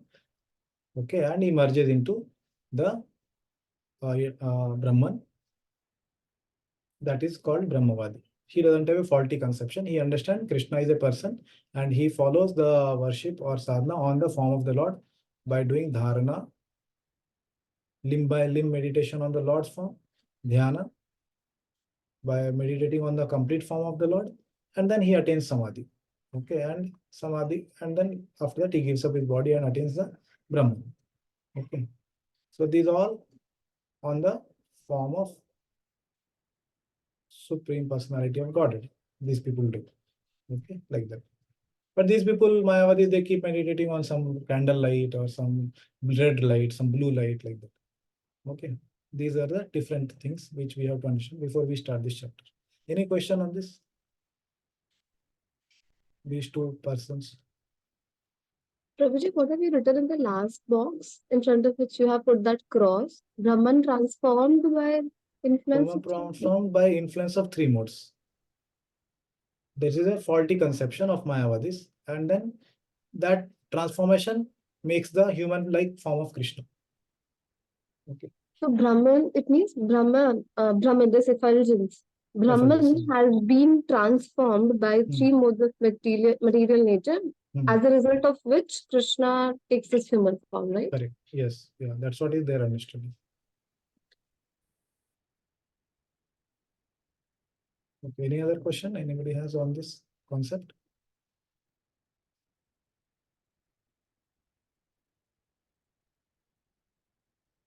Okay. So this detail you can see in the purport of Vishwanath Chakravarti Thakur to that verse 10th canto. Yanya Ravindaksha Vimukta Maninas Tvayashta Bhava Avishuddha Buddhaya. So there he explains two types of impersonalists. One is Mayavadi and the other one is Brahmavadi. Okay. So Brahmavadi who actually attains the Brahman. That's what is going to be described in this chapter. Okay, then you may be thinking, why the title of the chapter is Bhakti Yoga then, if impersonalism is going to be described? No, there is a description about impersonalism versus Bhakti Yoga. Okay, the first question itself, there will be discussion on that. So it will be clear. Basically, this chapter is about impersonalism versus Bhakti Yoga. And obviously, Bhakti Yoga is the winner. So the chapter title is like that. Okay. So we'll discuss this. So Bhakti is superior to impersonalism. Okay, that is chapter 1 to 7. Sorry, verse 1 to 7. Arjuna Uvacha Evam Satatyukta Ye Bhaktastvām Paryupasate Ye Chapi Aksharam Avyaktam Tesham Ke Yoga Vittamaha. Yes, Arun Prabhu, please read. Translation. Arjuna inquired, which are considered to be more perfect, those who are always properly engaged in your devotional service, or those who worship the impersonal Brahma, the unmanifested? Yeah, so basically the verse is saying Evam thus. So see, the word is thus. The verse is starting from the word thus. So what I described previously has to be considered, right? Like you cannot start a new sentence from thus. Correct. Thus I went to Bangalore. No, what happened before that you went to Bangalore? You have to say, na. So thus means what? It's connected to chapter 11, verse 55. So what are the verse 55 of the previous chapter? Mat karma. Correct. Mat karma krita. Mad bhakti. Mad bhakta. Basically five aspects were described in the previous words. Correct. Bhakti yoga was described. So Arjuna is saying, okay, what you told in 11.55. Thus, these people who are satat yukta, how they do satat yukta? Mat karma krit, they do mad bhakti, mat paramaha, correct, and nirvaira, not nirva, what is it? Sarva bhuteshu adveshta, whatever. These five things were described, right? So these satatyukta people, these ananya bhaktas, okay, okay, these ananya bhaktas, these people, ye bhakta, Tvam Paryupasate, what they do your worship. Tvam Paryupasate, they do your complete worship. Pari means completely. Or here Prabhupada is translated as properly, like that. Okay, like we have Sarva Dharman Parityaja. Parityaja means Tyaja means to give up. Parityaja means completely give up. Paryupasate, completely worship, full-heartedly, wholeheartedly they worship you, properly worship you. And then ye cha api, and there are other these ye cha api also who what they do, the second category of people. So these are first category, and these are second category people who are impersonalists. Avyakta aksharam avyaktam. So akshara, basically whenever these words come, akshara, avyakta, they refer to that which is not cannot be described. Vyakta means to describe vyakti or vyaktitva, something personal like that. Avyakta means which cannot be personalized, which cannot be limited. Limited means it cannot have a form. So impersonal. These impersonalists, Brahmavadis basically. These are the second category of people. Tesham, among all these two people, Tesham, Ke, who, Yoga Vittamaha, who is the supreme, who is most basically. Vittama, Vittara, and Yoga Vitta. Three words are there. Okay, Tamaha used for superlative degree. So you see the translation. Most perfect. Who is most perfect? Obviously, Prabhupada has said in the translation as more perfect, but it has to be understood in this context. It's not more, it's most. Yoga Vittara would have been more, but it's more perfect. Most perfect. That is Yoga Vittama. Who is most perfect among these two? Basically, that is the question. Okay, so after we understood the verse, we'll go to the purport. Okay, so who among impersonalists and devotees is the best? That is the question. Yeah, please read. In the 12th chapter, the Lord says that among all processes, pure bhakti, having the greatest power, enables one to quickly attain the Lord. Yeah, so this Baldev Vidyabhushan is saying in this introduction to this chapter, whenever a new chapter starts, so the acharyas explain what is going to come in this chapter. That's called the Karika verse or explanatory verse of this, summarizing this chapter, what's going to come. So all the acharyas, they first summarize and at the end also they summarize. Okay. So the Lord says among all the process, bhakti, pure bhakti having the greatest power enables one to quickly attain the Lord. So this is the whole summary of the whole chapter. Okay. So just skip one part here. Please read. One choice is to attain the Lord by first realizing Atma and then meditating on the Lord. Since the Jiva is the source of bondage, by realizing Atma, one becomes free of obstacles and can then attain the Lord. But because of the difficulty in meditating on the Jivatma, which is very small and formless, can the goal be accomplished by meditation on the Atma? The other process is exclusive bhakti to the Lord, which quickly destroys all obstacles and aids realization of the Lord. They are completely absorbed in that bhakti. What is the best process of all processes that these two types of person? Tesham, please tell me. Yeah, so basically first is Ananya Bhaktas, as explained in the shloka. Okay, and then second category of the people are the impersonalist, avyakta asaktam, avyakta aksharam avyaktam, like that. Okay, impersonalists. So he is asking among these two who is the best. That is the question. Okay, so whenever basically this realizing Atma will come in this Baldevi Devotion's commentary, this basically refers to the impersonal path. Okay, the path, impersonalist path starts with basically Karma Yoga, as you have studied in the Yoga ladder. First is Karma Yoga, and then after that one performs the Jnana Yoga, and then after Jnana Yoga one performs the Ashtanga Yoga, and then after that, if one comes in association of the devotees, then he is qualified to perform Bhakti Yoga. And that could happen from any place. Like one can directly come from Karma Yoga to Bhakti Yoga, or one can go from Jnana Yoga to Bhakti Yoga, or one can go from Ashtanga Yoga to Bhakti Yoga. It depends on when he gets the association of devotee, and he gets the Sukriti, Agyat Sukriti, he'll come to Bhakti Yoga. Okay, so like that. And if not, then from Ashtanga Yoga, they can directly attain Brahman. Okay, that is also possible if it doesn't come in association of devotee, basically.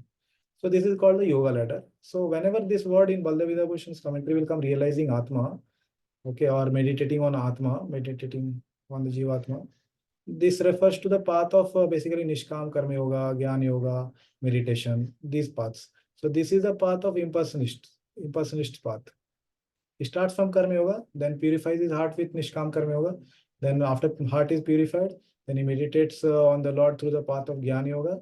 Then he meditates on the Paramatma form, or he can directly come from Karma Yoga to Ashtanga Yoga also. That is not an issue.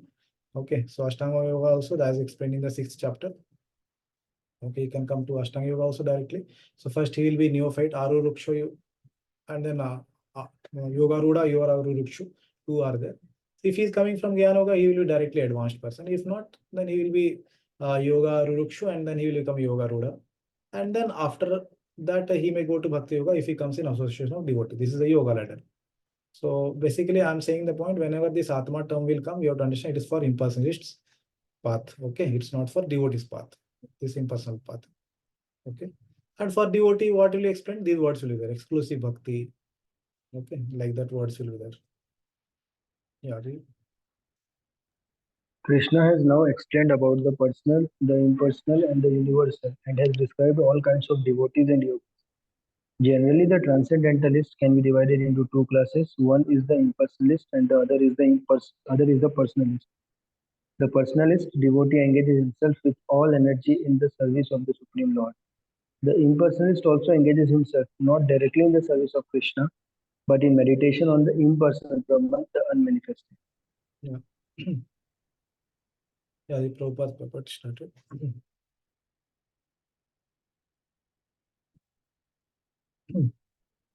Yeah. So till now, many kinds of devotees have been explained in the chapter 7 to 12. And yogis have been explained. 8th chapter also it was explained, basically. Generally, transcendental can be divided into two classes: impersonalists, that is our second category, and the personalists, that is our first category, Ananya Bhaktas.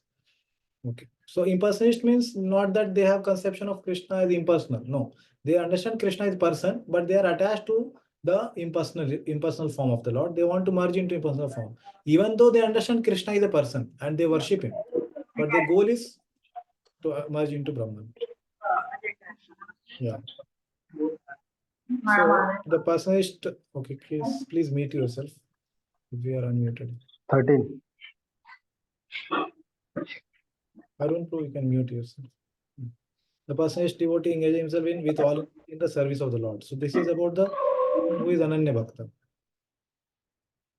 And impersonalist also engages himself, but not directly, but in meditation on the impersonal Brahman, the unmanifested. Okay, like that. So this is the impersonalists. Yeah, please read.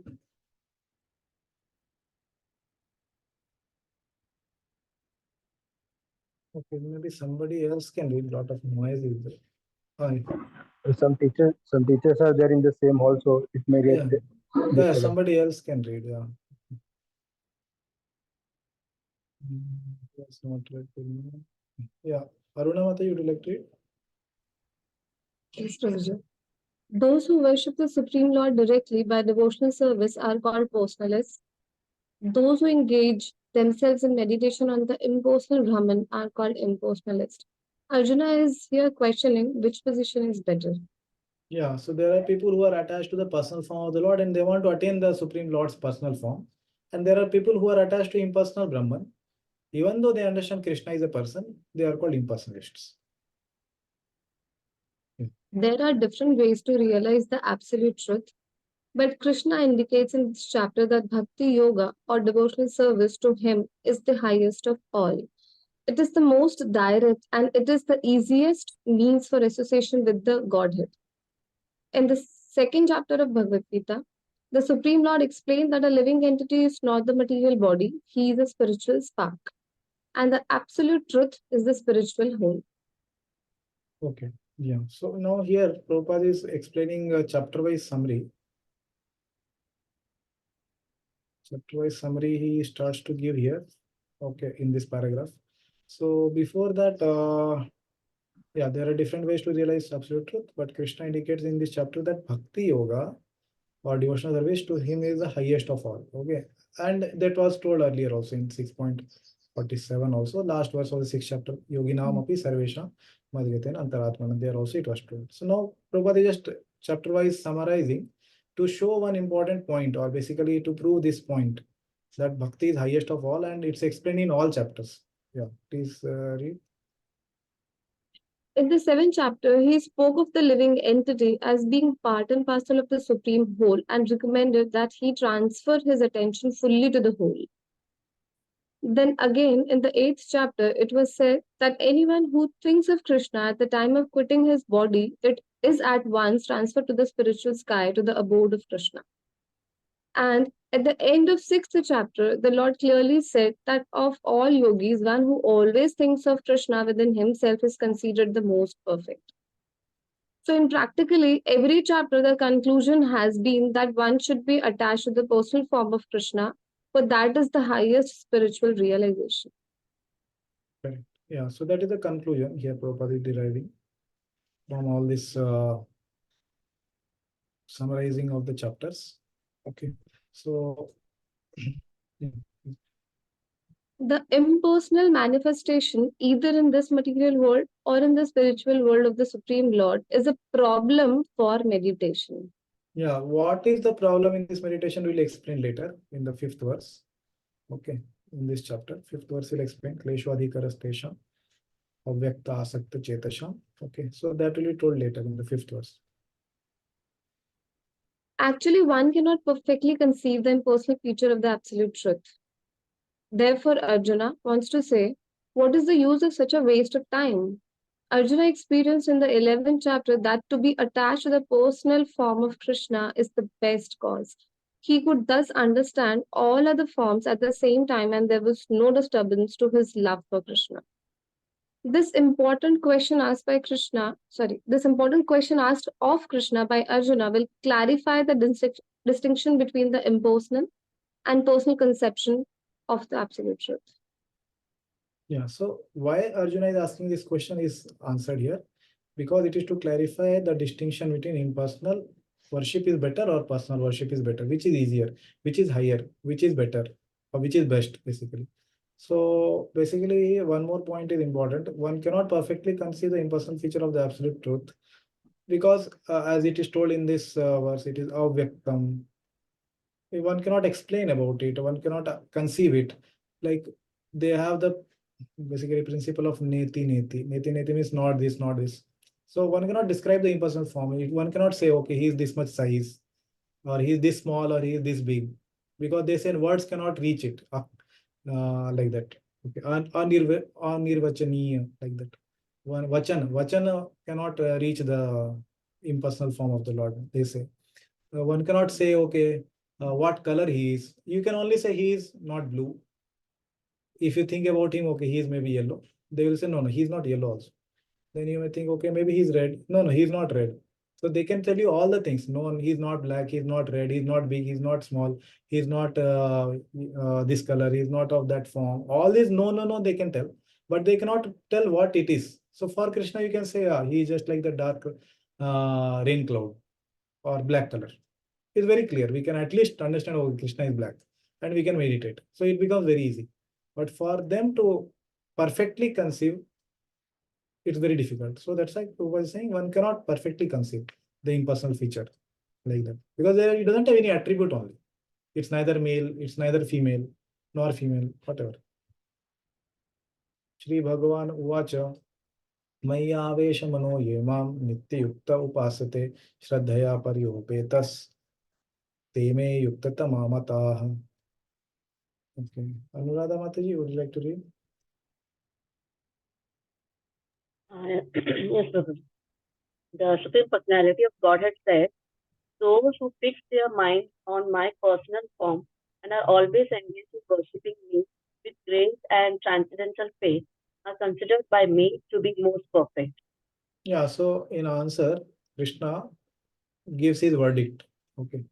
What is Krishna's opinion, basically, or his verdict in this matter?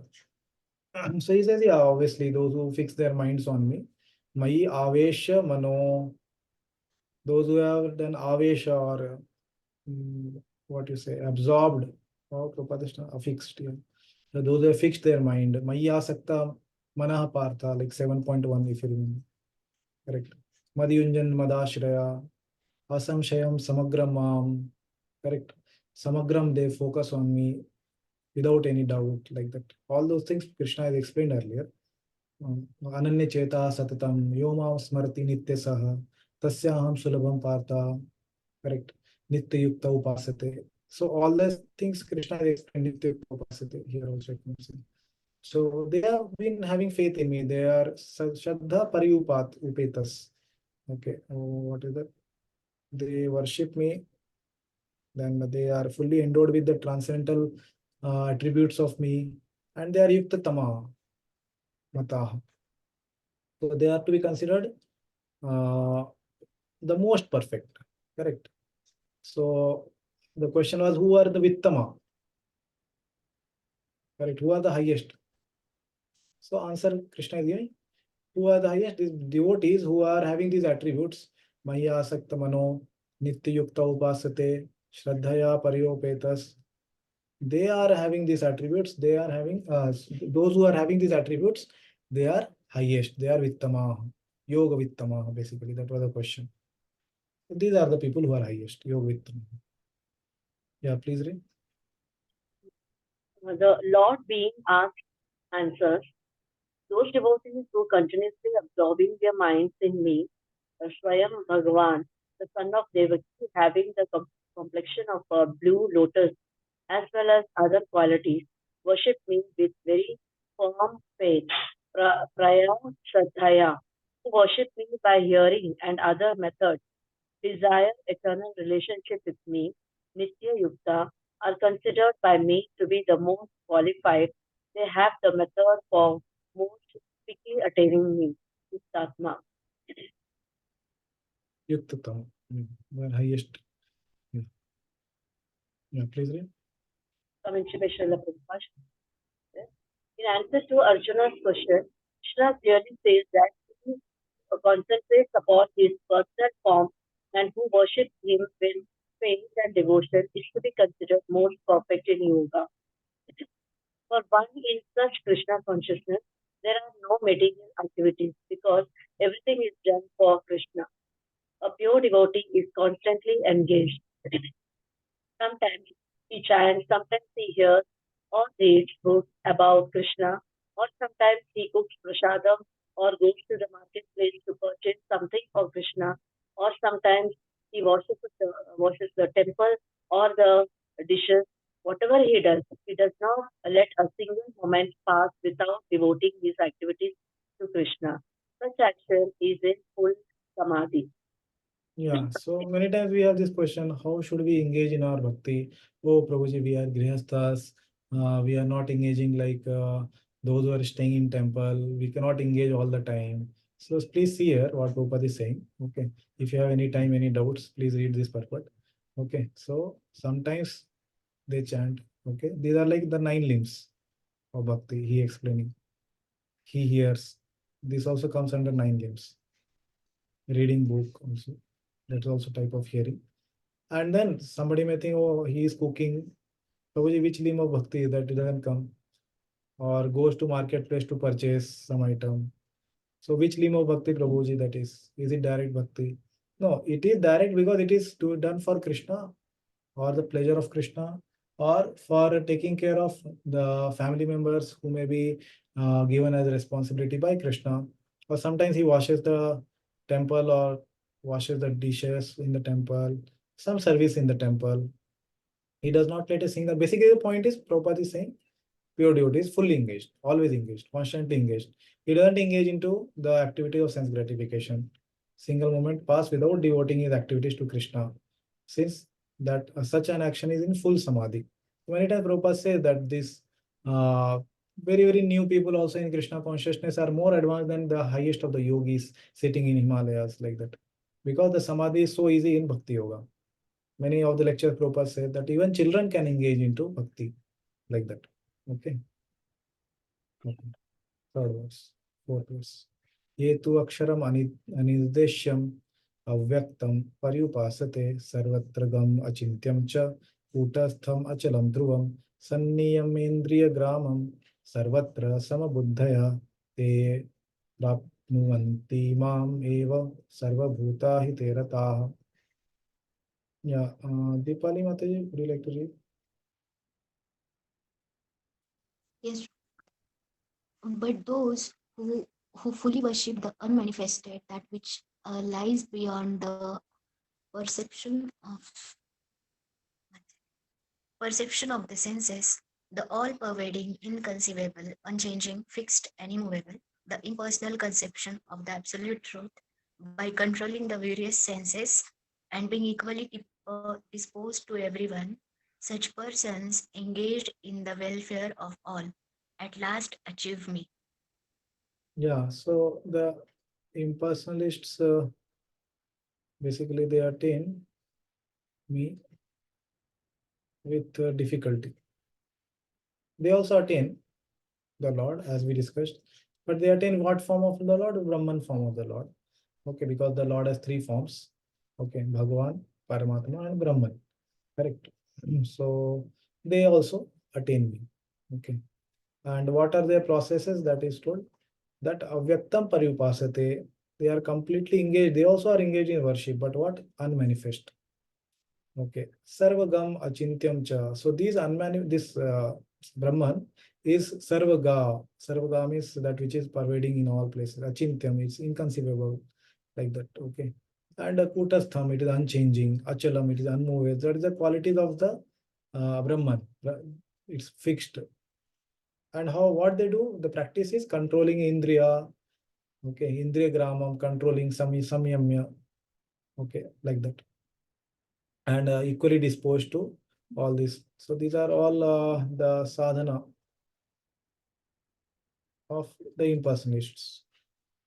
And this first part is the conception of the impersonalists. What are their conceptions for the form of impersonal Brahman, like that?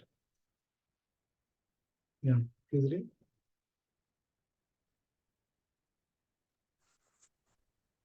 Those who do not worship me while attempting realization of their Atma will also attain me, but with great suffering and after a long time. They are inferior to the devotees. This is those who first Atma, Aksharam, undergo a great deal of suffering. The ideas presented in verse 3 are connected with the conclusion in the verse 5, Klesho Dikaratas Tesham. Yeah, so these three verses basically Baldev Bhushan is saying 3 to 5. That's going to explain the inferiority of these people over devotees, and they attain it great suffering that he explained in these verses.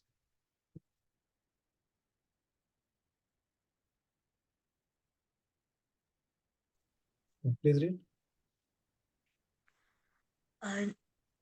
The, the process of worship of this Atma is then described, completely controlling all the senses, withdrawing them from the sense objects, seeing the friend, well-wisher, enemy, and neutral person equally, sarvatra samabuddhaya, or seeing Brahman situated in all living and non-living entities, and thus because they are the abodes of Brahman, not having enmity towards any of them, endeavoring for the auspiciousness of all beings, engaging in devotion to offering attaining realization. This also attain me in a form predominated by extreme majesty. There is no doubt about this. Yeah. Okay.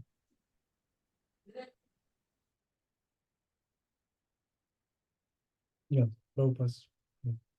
Those who do not directly worship the Supreme Godhead, Krishna, but who attempts to achieve the same goal by indirect process, also ultimately achieve the same goal by Sri Krishna.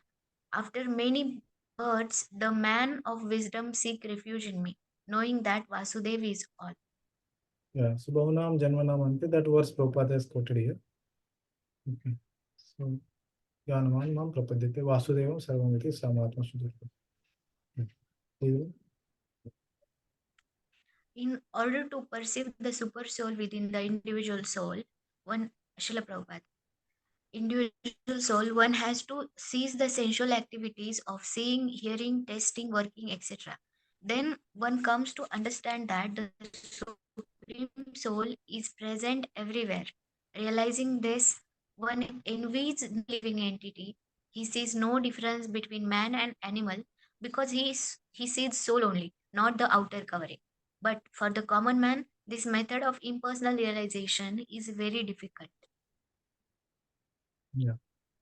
Klesho Adhikarastesham Avyaktasakta Chetasham Avyakta Hi Gatir Dukkham Deha Vadbhiru Avapyate. Yeah, Jai Shri Radha Mati, please read. For those whose minds are attached to the unmanifested impersonal features of the Supreme, advancement is very troublesome. To make progress in that discipline is always difficult for those who are embodied. Yeah, so there is lot of difficulty. Klesham is difficulty. Adhikataras. Okay, so adhiktara, very much. Okay. For those who are having asakti or asakta chetasham, or their consciousness is absorbed into avyakta, impersonal. Avyakta asakta chetasam. Okay. So it's very much dukkham, gatir dukkham, like that. Okay. Read on the first part. Yes, please read. The group of transcendentalists who follow the path of the inconceivable, unmanifested, impersonal feature of the Supreme Lord are called Gyan Yogis. And persons who are in full Krishna consciousness engaged in devotional service to the Lord are called Bhakti Yogis. Now, here the difference between Gyan Yoga and Bhakti Yoga is definitely expressed.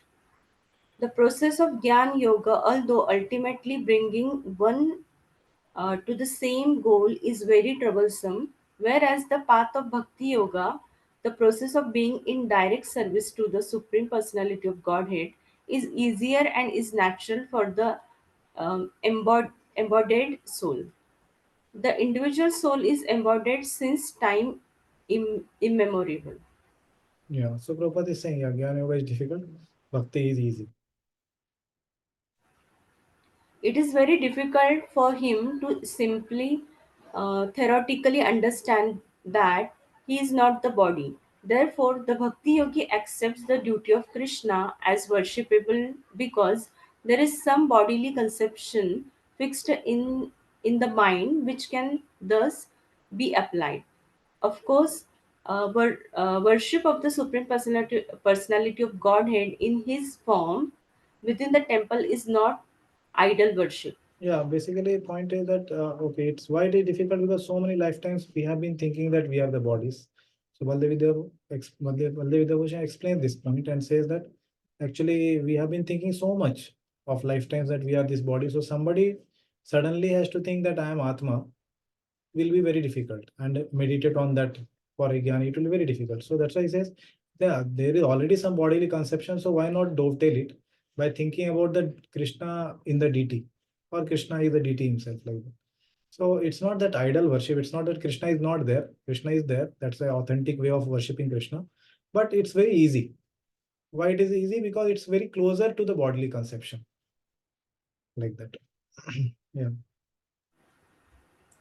A crude example may be given here. We may find some mailboxes on the street, and if we post our letter in those boxes, they will naturally go to their destination without difficulty. But any old box or an um, imitation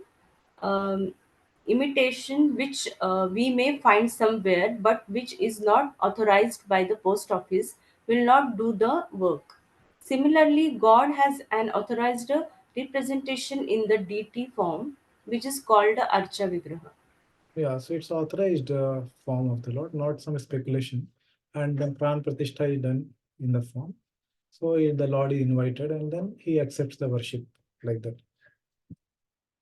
So that is the understanding. Yeah.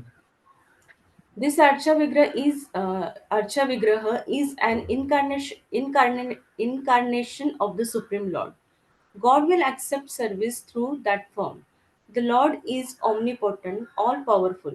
Therefore, by his incarnation as Archa Vigraha, he can accept the services of the devotee just to make it convenient for the man in condition life.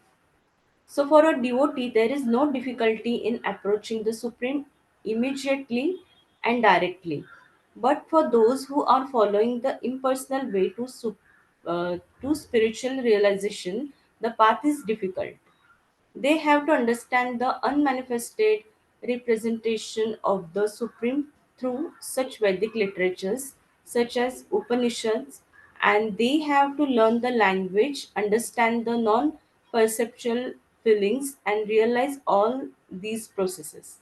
Yeah, so Prabhupada explaining what is the difficulty. So for a devotee, there is no difficulty. Okay, so he can approach the Lord directly and worship him, offer him bhoga or do arti or whatever, do prayers to him. It's very, very easy. But somebody has to think of something, a entity which is unmanifest. It's very difficult. He doesn't have any color. He doesn't have any form. He doesn't have any size. He doesn't have any of the attributes. He doesn't walk, but he walks also. All these things becomes very difficult. This is not very easy for a common man. A person in Krishna consciousness engaged in devotional service simply by the guidance of the bona fide spiritual master, simply by offering regulative obeisances unto the deity, simply by hearing the glories of the Lord, and simply by eating the remnants of foodstuffs offered to the Lord, realizes the Supreme Personality of Godhead very easily. There is no doubt that the impersonalists are unnecessarily taking a troublesome path with the risk of not realizing the absolute truth at the ultimate end. But the personalist, without any risk, trouble, or difficulty, approaches the Supreme Personality directly. Yeah, so the personalist is very, very fortunate to because he has come in association of devotees. He has got the association of devotee in past life, who is also a personalist. So because of those impressions, he is also worshipping the personal form. But they are not fortunate; they are unfortunate people. Because what is the unfortunate? Brahman Brahmite kono bhagyavan jiva, Guru Krishna prasadit paye bhakti lata bija. that they could not get. They are not fortunate like the devotees. They are fortunate because they came in touch with Guru, Krishna, Prasad. Okay, but these are not fortunate, so they took up to other path like that. Okay, that's the meaning. Yeah. A living entity is eternally an individual soul, and if he wants to merge into the spiritual whole, he may accomplish the realization of the eternal and knowledgeable aspects of his original nature. But the blissful portion is not realized. Hmm. Hmm. By the grace of some Okay, just devotee, 1 minute. Yeah, basically the Satchidanand form is there, only Sat will be realized. So the other two are not realized. Okay, he may accomplish the realization of Sat and Chit both. Yeah. So basically, the Sat will be realized by those who are the Jnanis, and Sat and Chit both will be realized by those who are yogis, Paramatma meditators. And Satchid and Ananda, all three will be realized by devotees, basically. Okay. So that blissful portion is excluded and exclusively for devotees, basically. Yeah. by the grace of some devotee, such a transcendentalist, highly learned in the process of Gyan Yoga, may come to the point of Bhakti Yoga or devotional service. At that time, long practice in impersonalism also becomes a source of trouble because he cannot give up the idea. Therefore, an embodied soul is always in difficulty with the unmanifest, both at the time of practice and at the time of realization. Yeah. So this point, as we have been saying again and again, how one becomes a devotee is any person becomes a devotee only by coming in touch with another devotee or coming in touch with any other item of bhakti, like it may be prasad or kirtan or lecture or book, whatever. Okay, so like from the book, many have become devotee because Prabhupada's association is there in the book. So he will become a devotee. So even a Gyan Yogi, if he has not become a devotee, he is unfortunate. What is unfortunate in his life? He did not come in touch with devotee. Okay, like that. So whose responsibility, whose mistake it is? It is the mistake of the devotee. Because devotees did not approach. Many times we think we curse these Gyan Yogis, impersonalists, they are bad people, they are not devotees. They are, whose mistake it is? It is mistake of the devotee. That devotee has not given him the favorable impression in his life of the bhakti elements. It may be prasad or kirtan or his own association, good impressions of bhakti he has not given. We have not given. It is our responsibility that we give the impressions of bhakti to these people. They will surely become devotees because that is a path of bhakti. By getting shraddha, by agya sukriti, one gets shraddha and then one becomes devotee. But if they have been impersonalists, then it is our mistake. It's not their mistake. Anybody who is roaming on the road, he is not a devotee. It's not their mistake. It's our mistake that we have not been able to give them favorable impressions of bhakti, and then he has not got the faith in bhakti. So today, and it's not that once we give impression and then he will immediately become devotee. No, it may take many lifetimes. And some people we may just tell once and he may become devotee because so many lifetimes he has come in touch with bhakti elements. So many times we curse these people, are you are always thinking about the impersonal speculation, all these. We cannot tell all these things to them because in one sense it's not their mistake. Obviously, they have free will, everybody has free will, but that free will be dovetailed in the direction of bhakti when we give them agya sukriti. That is the point. Okay. So we have to be compassionate and expand our compassion also. Okay. And then another very important point Prabhupada is saying here, at that time, long practice also becomes a source of trouble. Why it is trouble? Example is given. Just like a ink bottle, if you have ink bottle. In childhood, we had this ink bottle. You have the pen and you dip the pen inside and then you write. What is the name? I forgot the name, but it was there. You dip it and then you can write. And then fountain pen or something, yeah. And then this ink bottle, basically, it had a very miraculous thing. After you wash it, it's over. You wash it with water and then water will come out blue. And then you wash it again, again the water will be blue only. Then you wash it again 10 times, the water will be still blue. So that bluish thing is compared with the impersonal attitude. Okay, what is that impersonal attitude? Impersonal attitude is of thinking that I am also God. I am also equal to God. And then that makes one not be able to serve the Lord, because if one thinks I am equal to somebody, he will not serve him. The service attitude is gone. Okay, the service attitude is gone. So because there is no service attitude, it's very difficult for them to serve the Lord again. So it's like the hing bottle. Another example is given, hing bottle. Those who cook in kitchen, they may know. The hing bottle, you remove the hing, clean it very nicely. You put cardamom powder, you put elaichi into it. And then you take out the elaichi and smell it. It will smell like hing only. And then you put 10 years, you put the elaichi powder in it, or you put kesar, or you put whatever, gulkand, whatever you put, that whole thing will be smelling like hing, but the hing bottle will not change its tendency. Okay, so those who are in kitchen, they can appreciate maybe this example. So basically, this is the tendency of impersonalists. How much ever they may try to become devotees, again, such conceptions keep coming back actually. So these two examples, if you remember, you can explain it also. One is ink bottle, other one is hing bottle. Okay, this I heard from some devotees. Yeah. Yeah. Just we'll complete this purport and pause. Yeah, please read. Thus, the process of centering attention on the unmanifested, the inconceivable, which is beyond the approach of the senses, as already expressed in this verse, should never be encouraged at any time, especially in this age. It is not advised by the Lord Krishna.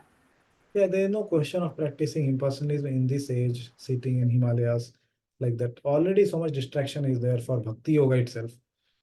Okay, but what to speak of other paths. Yeah. So we'll pause here and continue tomorrow and complete this chapter. And we'll try to do a small, again, revision of 7th to 12th chapter in short. And we'll see how much we can do. Okay. And if there are any questions, then tomorrow we can take. Already time. Srila Prabhupada की जय, श्रीमद् भगवद गीता की जय। हरे कृष्ण।